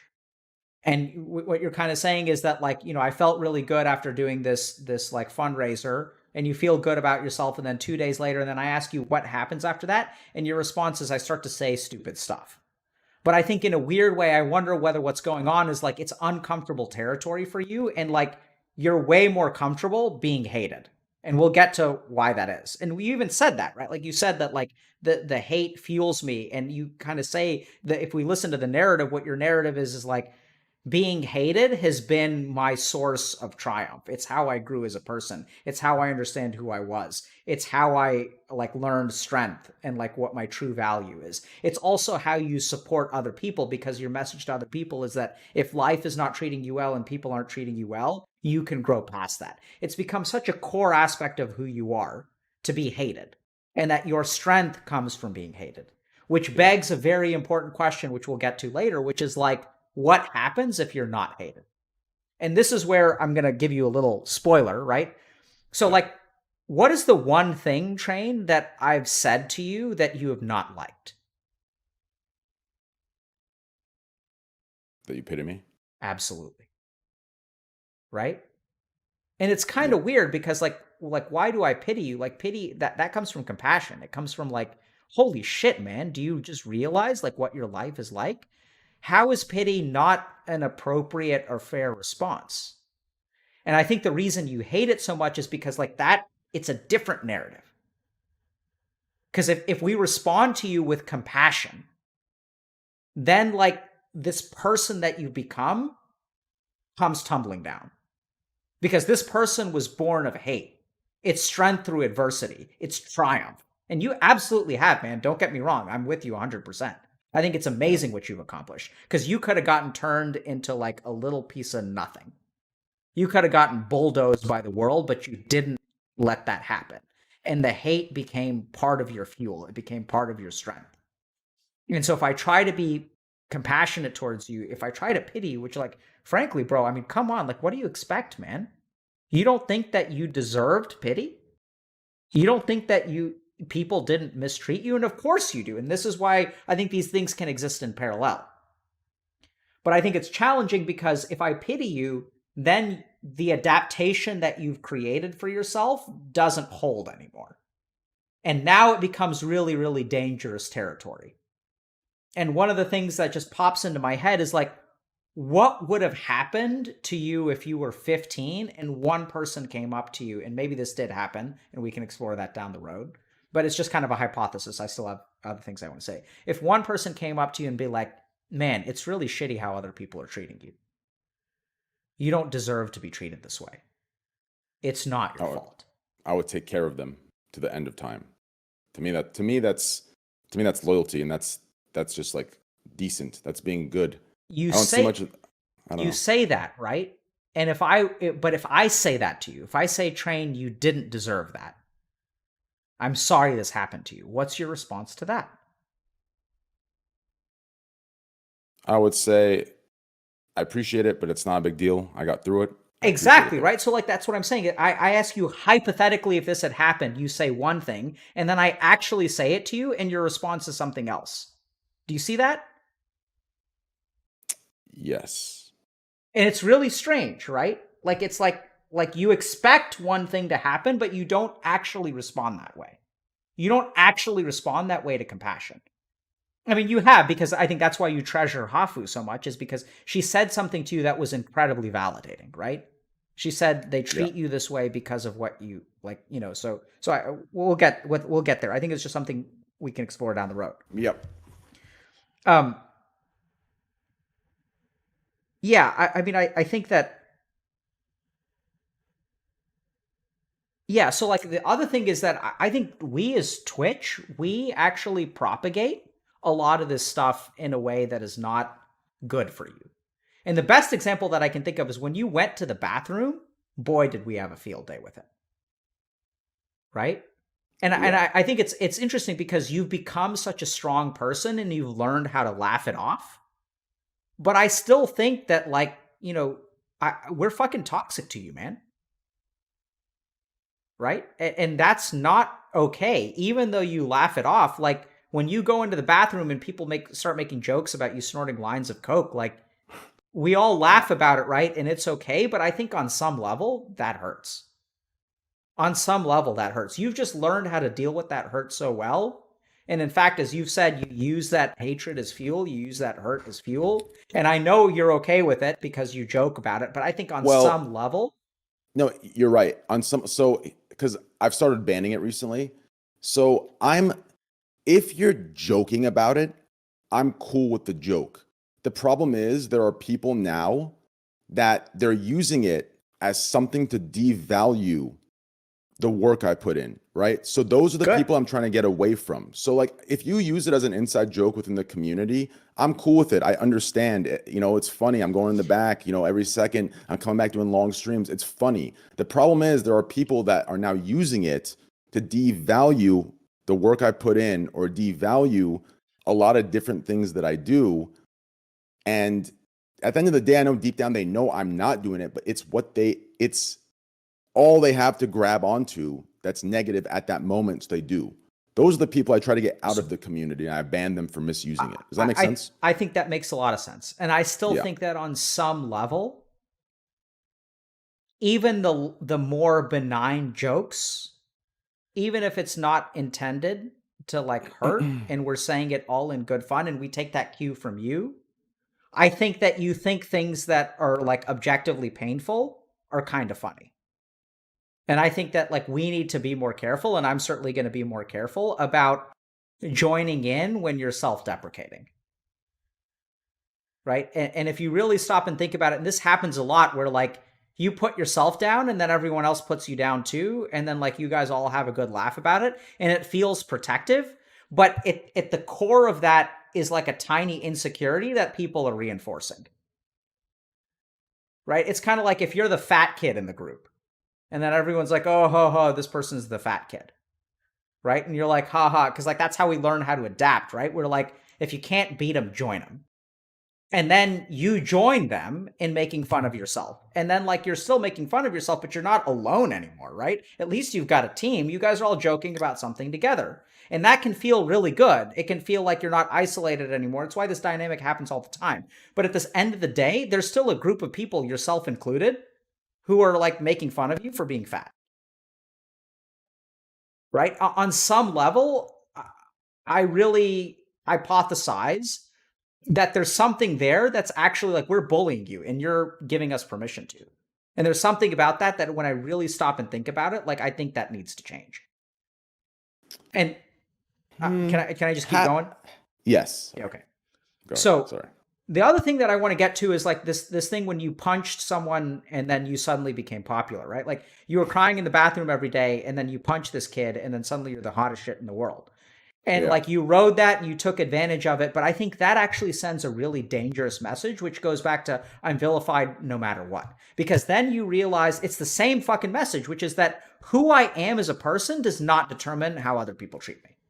Yep. I'm vilified no matter what, and I'm respected for all the wrong reasons. Both of them are very dangerous messages. With one, you're on top, and with one, you're on bottom. And one of them seems really positive, and one of them feels really toxic. I think they're both equally bad. Because what that reinforced for you is that respect does not come from your actions. It doesn't come from your intentions. It doesn't come from what you do. It just comes from random ass shit. And hatred also comes from random ass shit that is outside of my control. And so I think that's a dangerous mask to reinforce. It's a dangerous worldview to have. Agreed. And then, you know, you kind of keep on talking about like it happens all over, like in the 9th grade and then like later on and with Ethan or whatever. And so I think like these themes about, you know, who you are and how other people appreciate you or how other people treat you and who you truly are, there's like a fundamental disconnect there. And I think it puts you in a really tricky spot because at this point, like, I don't think you can take the mask off. I don't think you can stop being adaptive in this way because like the converse of it is like terrifying. And I'm telling you, Train, and I know this is going to be triggering for you, but like, I'm telling you, like, you deserve pity, man. Like, what the fuck? Listen, just think about the story that you've told us. And imagine that someone in your view, you do these things, you do these streams where like your viewers call in, right? And like they tell you and you try to help them through their problems. And if anyone had told you this story, you would respond to them with compassion and pity. But you'll be damned if anyone responds to you that way. Which goes back to narcissism, because you're different. And this is really interesting because I think these things exist in parallel. I don't think they're actually like in conflict. You recognize that you are a normal person. And you believe that to the core of your being. You shit just like everyone else. You eat just like everyone else. You have good days and you have bad days just like everyone else. But then parallel to that is this overwhelming story that you have in your mind that you're not like everyone else. And you have so much evidence for that. When someone looks at someone else, and it's the soda poppin' story, right? Like, they get the benefit of the doubt, but you don't get the benefit of that. You've got the sloping forehead. They called you T-Rex. Fucking doctor told you to get surgery on your forehead. And how can you say that you're like everyone else? Because your entire life, you've been told that you're different. You've been judged for being different. You've been judged for shit that you did not do. You've been judged unfairly. And how can you say like you're like everyone else? And you tell us over and over and over again that I'm different. Right? And like so it's weird because those two things exist in parallel as well. And can I keep going? We good? Yeah. Okay. Please. Yeah. So like then there's just a couple of other just kind of random thoughts, right? Like, at the height of the emotional bullying, you said, I like when you were kind of talking about it, and you said like, I was an idiot, right? Like when people were treating you so bad, you say, I was an idiot. I was dumb and I was nice to them. And it was confusing to them. And that sort of like really rubs me the wrong way, because I don't doubt that on some level it's stupid, but like I think there's something really self-deprecating about calling yourself an idiot when people are being vitriolic towards you. You're saying I was dumb because I was nice to them. Like, I don't think that was dumb. I think that's your true character shining through. And it's so devastating because this is a time in your life where people are treating you badly, and you're like the essence of like turning the other cheek and trying to be nice to them and trying to be like a good person, and you get punished for it. And holy shit, what does that tell you about goodness in the world? Right? It paints a really bleak picture that you were nice to your abuser. And like, that sounds like a fucking abusive relationship, right? Where it's like, someone abuses you and you're like, oh, I'm so sorry. Like, let me bake you a cake. And I think this is going to be hard for you to hear because that's too victim card, right? Like, you don't want to own that you were a victim. Like, you want to own that you were a victim and you've risen above it, but you don't want anyone's pity. And I think that like this is really tricky because like I think there's a nuance here where I wish you lived in a world, Train, where I could pity you and still respect you. And I think that's what it comes down to. That I can pity you and I actually respect you all the more because of what happened. But don't take away my right to be compassionate because you've been hurt and that you didn't deserve it. And that the world does treat you differently. And that's what's so fucking heartbreaking, man. Is because on the inside, you're exactly the same as everyone else, and you keep telling us that over and over and over again. And on the outside, no one treats you like everyone else. Your voice, your stature. And what is it like to live a life where you are like everyone else, but no one treats you like everyone else? Where you're vilified no matter what. Like, if that doesn't deserve pity, and if that isn't heartbreaking, and if that isn't soul crushing, I don't know what is.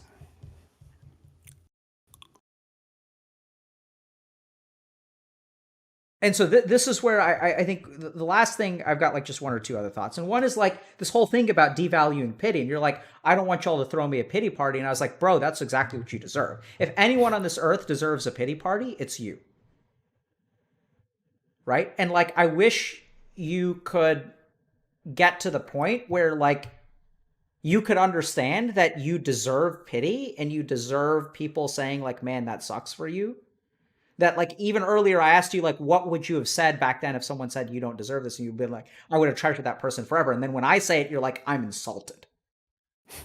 Right? That, I mean, it's like apples and oranges, because you won't let us say that to you. You reject it from us. You don't want us to throw a pity party. But this is the thing. I want you to understand this, if you can, that if we throw you a pity party, it doesn't mean that we're devaluing any of your accomplishments. I think it's like, I think both of those can exist, right? We can say, Train, like, I mean, you were fucking bullied your entire fucking life, right? And you have a lot of things to be grateful for in life. You had really supportive parents. You had really awesome parents, right? Yes. You can really like have a supportive community, and Twitch loves you. And at the same time, like, we can also hold these two contrary truths, because you hold them in yourself every day, that you're confident and you're insecure. You're genuinely confident and you're a pile of insecurities. And so what I'd love for you to do is to actually just be confident, to let go of those insecurities. And I think the reason you can't let go of those insecurities is because you've built a narrative of yourself of like triumph, and hate is what propels me forward. So like, you can't get anything from us except for hate, because it's terrifying. Because if we stop hating you, then where does your fuel come from? Where does your strength come from? Where does your triumph come from? And that's why you hate being pitied, because we like, if we turn that hate into love, then your adaptive strategy in life gets no fuel.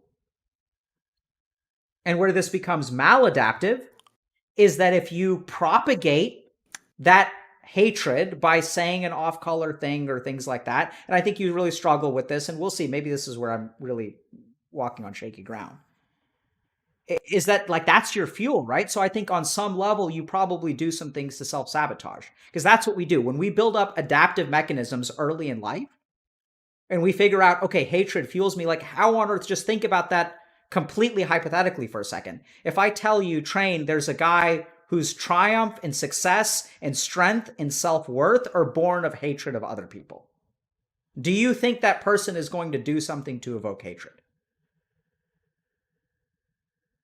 It's interesting, Possibly. right? Yeah. Because that's how you fill up your gas tank. And I think if we think about moving forward for you, right? So I get that this is all a house of cards that I'm building, right? So it could be all fucking wrong. So I accept that. But if I think about moving forward for you, I think that you've got to understand that like, some of these conceptions that you have for the world were absolutely what you needed to survive. Absolutely put you where you are today.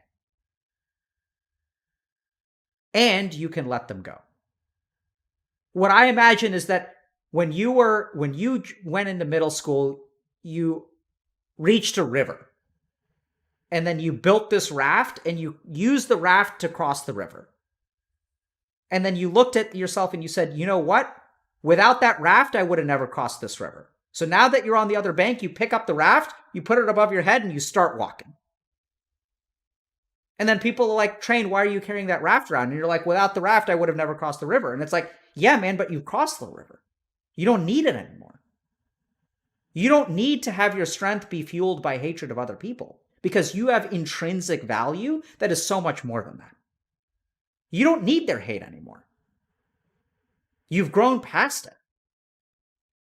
You just don't need it. Like, you're amazing because of who you are. Your strength may be born of hatred or been fueled by hatred, but now that adaptation has become maladaptive. And I don't know if you self-sabotage yourself, but like, this is the kind of thing that leads to self-sabotage. Hypothetically, this is what I've seen. That you start to build a narrative about yourself that is positive and protective in so many ways, but is built on a foundation of rot.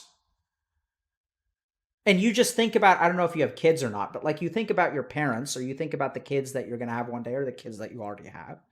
I don't, and, yeah. And do you, like, what would your dad say, or what would your mom say if you said, you know, I need hatred to succeed? And would they want that kind of life for you? Because here's the crazy thing, Train, here's the crazy thing. I think that your strength is not born of hatred. I think your strength is just you, baby. It's just you. And it's not that the hatred is where your strength comes from. It's that you're so fucking strong and hatred was so ubiquitous for such a long part of your life that you started to tie those two things together. You got bullied over and over and over again, and you rose above it. And so then you look back and you say, without hatred, I would be nowhere. Whereas I say you were something before that hatred, and the hatred tried to knock you down, and it failed. And I think the more that you start to think in that way, the more you realize you don't need hatred.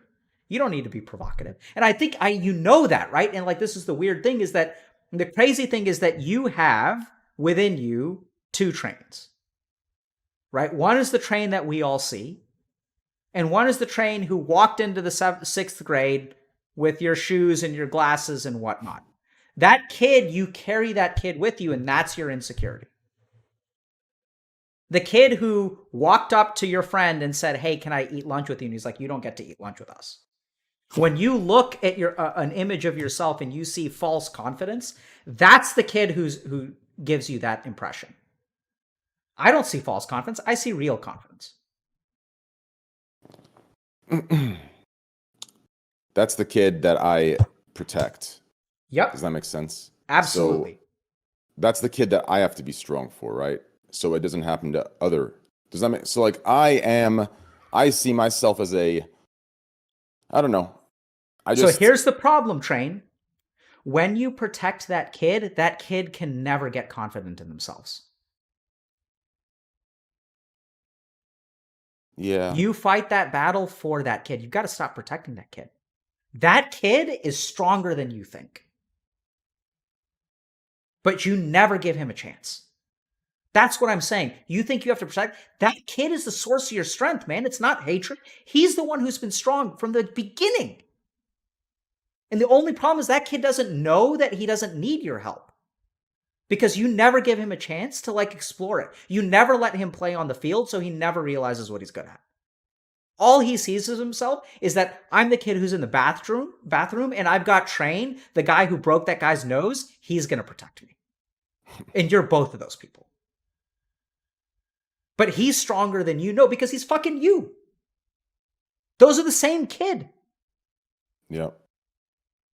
You don't need to protect him. He doesn't need your protection.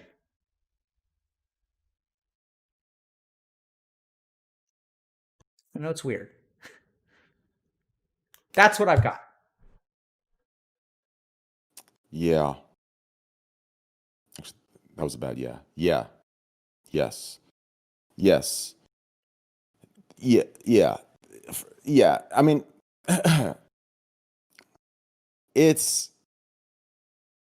yeah, it's not that I don't think that kid is weak. It's that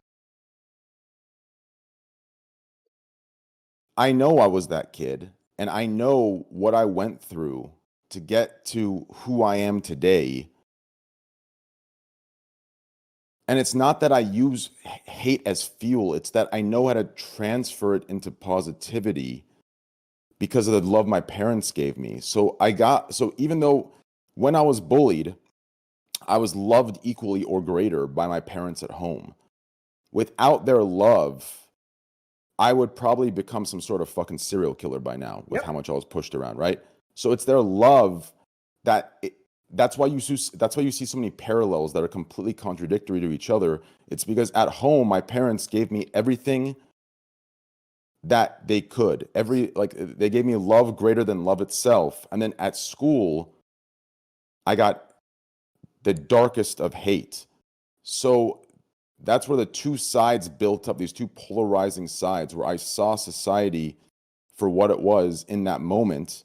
And I saw what controlled it, what manipulated it. One punch, suddenly I'm the greatest human being, and any deed I do is seen as, the hero we need. But before, I could do the greatest of things, and I'm a fucking loser. But because I punched the right kid in the nose, I am the hero we need. I am for the people. And that is just the most disgusting way. And that's just the way I see that today still, though. Today, to this very day, that is how I see society work. That is how I see the general public accept different people. And it makes no sense to me. So it's not the fact that I'm carrying this around for no reason. Everything that happened to me in that day, in those days, it's not that it's still happening to me. It's that I see that that's how people are operating. Train, bro. Right? Exactly. So let me just repeat to you what you said. It's not that I'm carrying it around for no reason. You're damn right. And that's why it's hard to put it down. Because you have a really good reason. You learned a lot about the world. And that's why it's hard to let it go. Right? Because you have, like that's it, man. And I don't know how, I think your conception of yourself is perfect. Like, you're right. I think you saw unconditional love on one side and unconditional hate on the other. And those were polar opposites. And I think what you've got to do is like learn to integrate. And very simply, Train, you can say whatever you want to. You can hypothesize, psychoanalyze, whatever. At the end of the day, if you cannot accept the pity and compassion of another person, that's a problem. I can accept it under one thing, though. And this could be crazy, but I don't think it is. I can accept pity and compassion if it's coming from someone that understands. But if I'm just accepting pity and compassion for the sake of it being the right thing to do, but there was no understanding, I find that as a cheap pity. I It's agree. something that it's not going to fix. The only way we fix what's going on is through understanding what's going on. So if you want to have pity because you understand what's going on, and that pity is coming from a place of meaning, then I will accept that, and I will be very happy, and I'll take care of you, right? Because that's very meaningful to me. I've never felt like I've ever deserved it, but if you see that and you feel that, then I appreciate that. But if it's just this, I feel like pity these days is like a fucking birthday card, right? It's like no one actually means the happy birthday, man. Like, hey, I'm happy you're here. No one means that. It's just hey, happy birthday, bro. I mean, it's just like a thing that you've been, programmed to say every birthday, regardless of if you even know the fucking individual, right? There's a difference between meaning it, understanding it, being about it, than just saying it because you're programmed to say it because society's programmed you to do it, right? So it's that pity that I don't accept, because I know they don't truly care or understand what they mean when they're saying they pity me for what's going on, right? And it's that I don't want to encourage or perpetuate that, because that is the very problem that led me to be where I am. Does that make sense? Yeah, makes perfect sense. So now we're going on to dangerous territory. And by dangerous territory, what I mean is that I think we're quickly reaching the point where the problem is subtle, and I'm going to amplify it, but I don't think it's a big problem, or arguably it is. Okay, so does that make sense? Like, I'm going to make a mountain out of a molehill here, but I'm going to do it on purpose. Go ahead. So the problem is that you got to just really pay attention, okay? Because when you say, I can accept pity from someone who understands, makes perfect sense. I'm with you, right? What's wrong with that? That there's a lot of false pity in the world, and that everything is like birthday cards instead of like authentic. It's like sort of, virtue signaling kind of stuff. I'm with you there too. Now, why is this a problem for you? It's a problem because you got to remember that, in your mind, there's a fundamental disconnect between how the world perceives you and how you feel you are. And you believe that the world fundamentally misperceives you, and that you're vilified no matter what. Upon first impression, yes. And so the real challenge there is that, coming from such a skeptical, it's been drilled into you, I love that phrase, it's been drilled into you that people are going to misjudge you and not give you the benefit of the doubt. And the problem with that is that if you doubt other people's judgments of you, I think there's a lot of authentic pity and compassion that you view as a birthday card. Well, just to clarify, I don't say any of these things out, right? It'd be very rude to discount someone's compassion, but it's just it's kind of like a vibe you feel, right? I understand. I'm not talking about you saying anything. What I'm saying is that so there's a kid crying in the bathroom who still lingers in you and manifests, he bubbles up, his insecurities. Right. And what I'm saying is, like, I think that there's a layer. I mean, you've done phenomenal training. You've done amazing. You're a statistical outlier, so you don't need to do anything else. You can just keep being you, baby. You're beautiful. And at the Thank you. same time, I envision a world where you could live with fewer of those insecurities.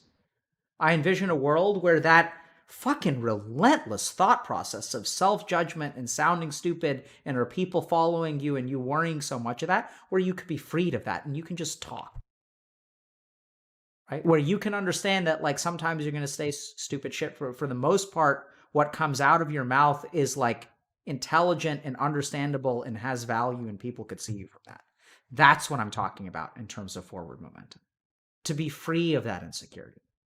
I'm not saying the insecurity screws you. I'm not saying it holds you back from succeeding in life. I'm not saying that you're not, you're a force for good in spite of that insecurity.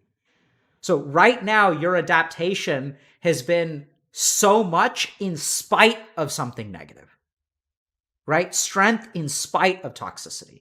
Now, you think that maybe the toxicity fuels the strength. I think it's in spite of. And what I'm saying is that the next layer, which is more subtle, because you're not unable to have a job and things like that, right? A lot of people, like, forward momentum is like really concrete for them. They need to find a job, they need to find a relationship, whatever. I think you've got a lot of that stuff solved, at least as far as I can tell. But the next level, and this is challenging, is really more spiritual growth. It's about unburdening your mind of this insecurity. And I think the way to do that has something to do with accepting people's pity. It has something to do with letting go of the perception that people don't give you the benefit of the doubt, even though it could be true. I don't doubt it's been true. I mean, obviously, right?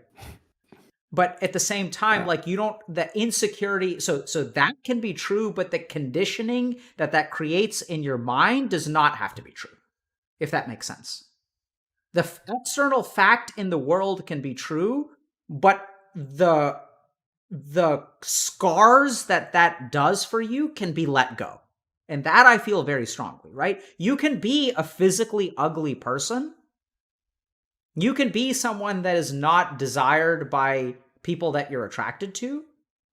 And you can also let go. You can accept that fact and still feel good about yourself. We all have weaknesses. We all have shortcomings. Right? Like, Yes. And like, that can be a factual statement of truth without it creating like these scars in your mind, which you carry around. And that's what I want you to let go. I'm not going to dispute that your voice is deep. I'm not going to dispute that you have a prominent forehead and a prominent nose. I'm not going to dispute. Fine. But whatever that means to you, I dispute. Because disputing that is useless.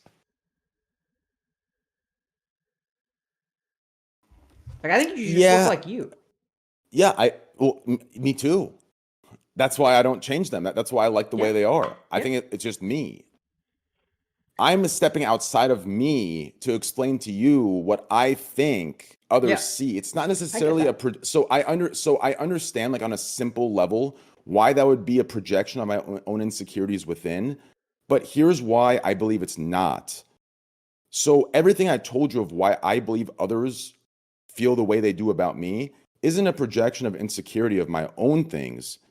It's literally 5-6 years of trial and error research. Like, by research, I mean like a light-hearted, like, asking, like, yo, what's going on here? What's up? Right? Like, does that make any sense? It seems like, so for example, the example you gave earlier of, calling the person fat or whatever, right? It seems like what is said about me or what I'm told I am, that's negative.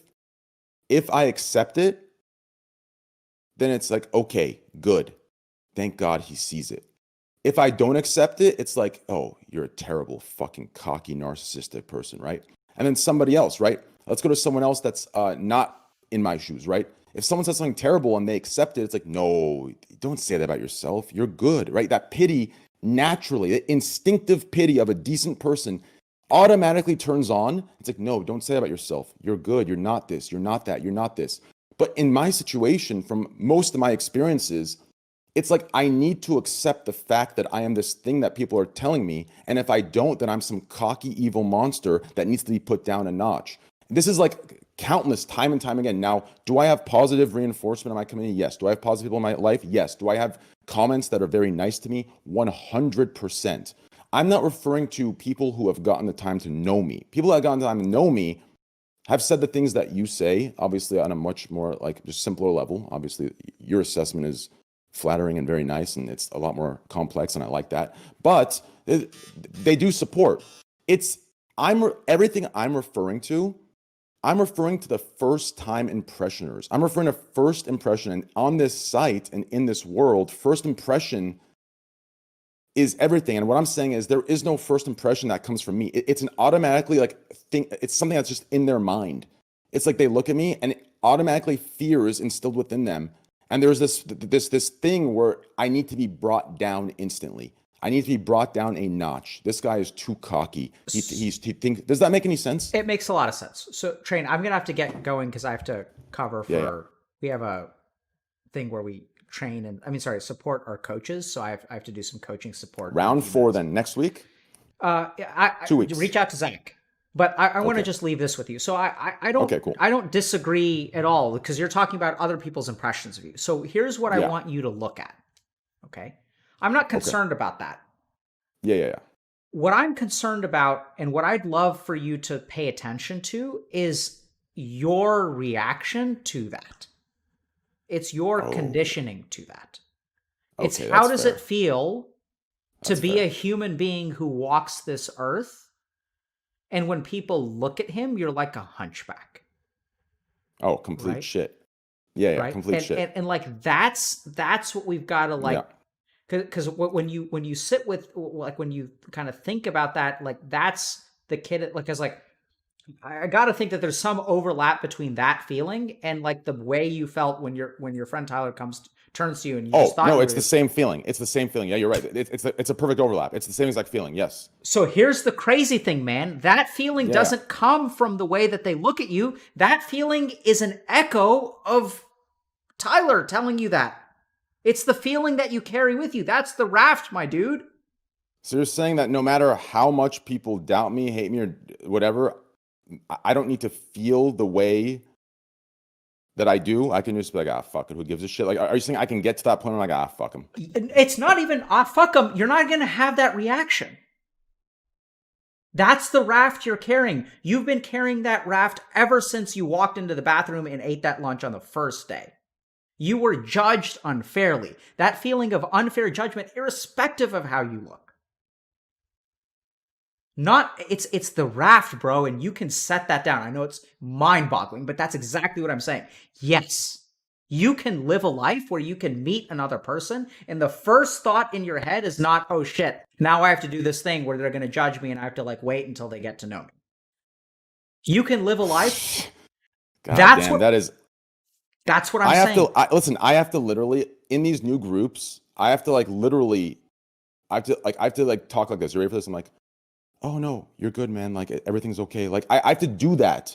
Otherwise, I'm just automatically this terrible asshole, right? Like, I can't be like, hey, my man, that's not cutting it. Like, that suddenly I'm at war. But I'd be like, yo, you're good. Don't worry about it, man. Like, everything's okay. I have to do this like reinforcement, higher my pitch of my voice. It's this weird shit. I don't understand it. But the fact that I do it and it works proves everything that I'm saying. Like, what the fuck?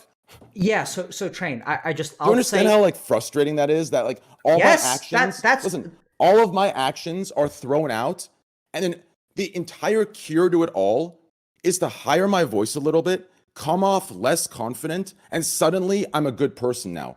But all my actions that prove otherwise to my physical features are irrelevant. They're thrown out. It doesn't matter. Dude, do you But as soon as I do something that makes people feel better about Yeah, do you realize how shitty it is to live a life where instead of being yourself, you have to be some caricature of what you think other people want? It's exhausting. Like, what do you think I mean when I say you're carrying a raft around? It's heavy, and you carry it every day.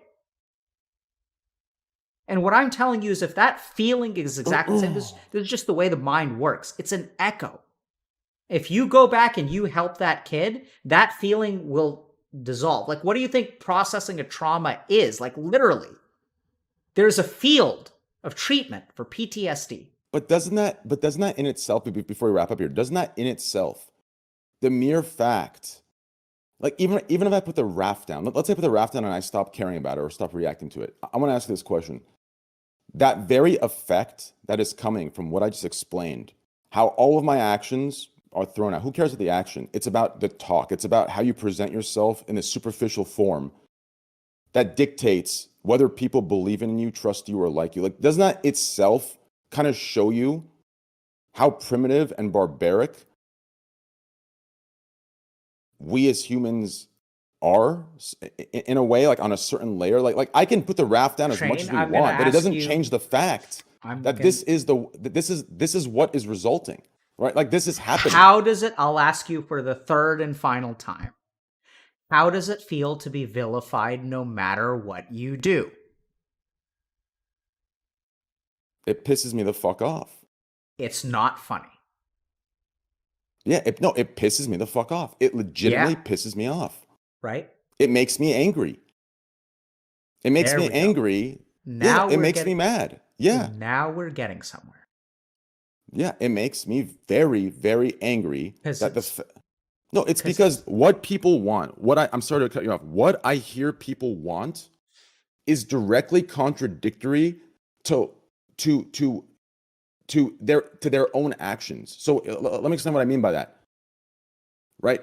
People want a world where they're accepted. People want a world where, good is done, where people are taken care of, where people are being nice to each other, right? They want that, but they don't realize that they are the very problem that is stopping them from having what they want themselves.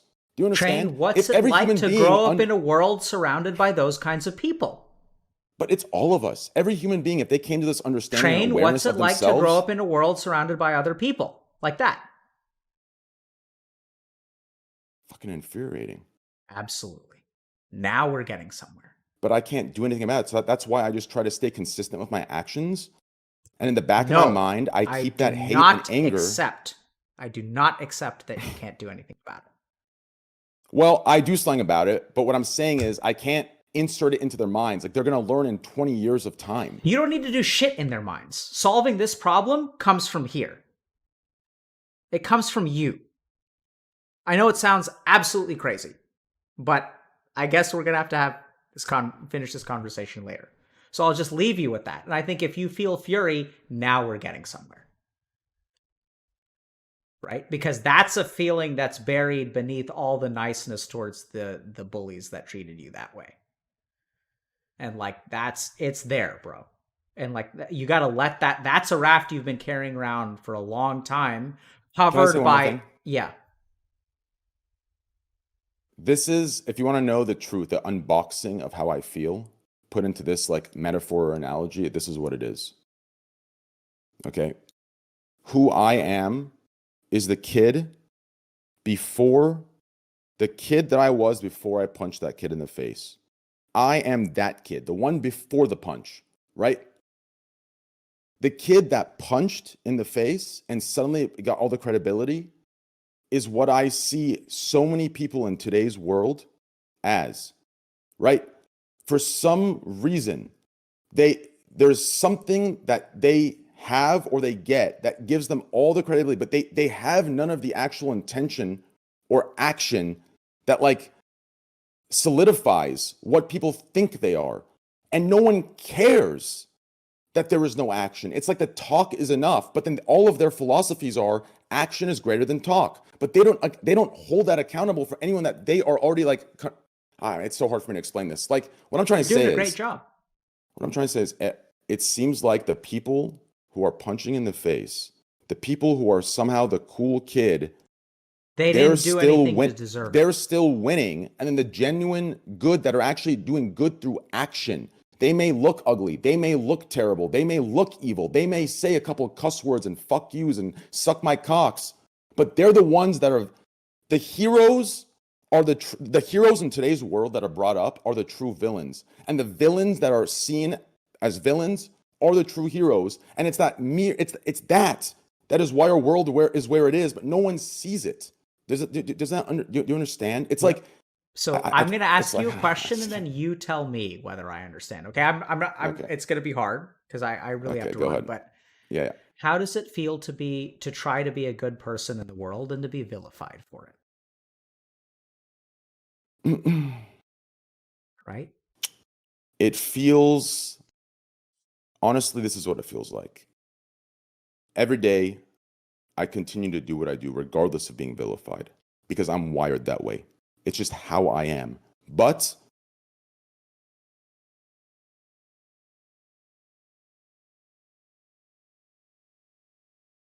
it's disheartening, but I don't know. I'm just, Okay. So this is like, we'll get there, right? So this is what we've got to explore. Yeah. Anyway, I don't know. Yeah. I got to run, Train. Yeah. Really, I'm Okay. sorry. I have to cover for someone else who's on vacation. Good. But okay, cool. I think we're actually at a good stopping point. I'm sure we could go on. I think we are too. But yeah, we'll come back to this exact point. Okay. Yo, can someone in chat, well, real quick, can someone in chat clip this? I have the best idea.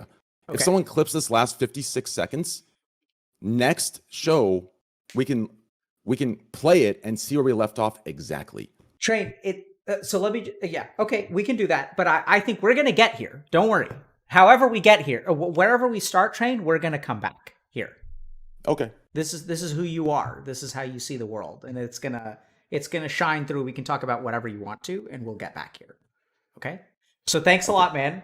Absolutely loved it. I think incredibly courageous of you. I think, to do this. I think personally, I'm going to be a little bit more careful about, taking a jab at you and making fun of you, even though it's all in good fun. Nah, you're good. Believe me, you're completely good. You can do all jabs, all everything. Okay. The only thing I ask of you, if you do, is listen. You jab at me, I'm jabbing back. Yeah, fair enough. Right? Okay, cool. As long as that's okay, I'm cool with it. Okay. Well, listen, Train, seriously, man, I think it's awesome what you've accomplished given where you come from and stuff like that. And I really do think that you can be more free. You can be more free than you are. Absolutely possible. Maybe. And we'll try to figure that out next time. So good luck to you. Round 4. You too, brother. Are you streaming now? Are you still streaming? Or are you going to stop? I'm going to go live in like 30, 40 minutes. Okay. Take care, man. Yeah. Bye. All right. You too, brother. I'll talk to you soon. Bye.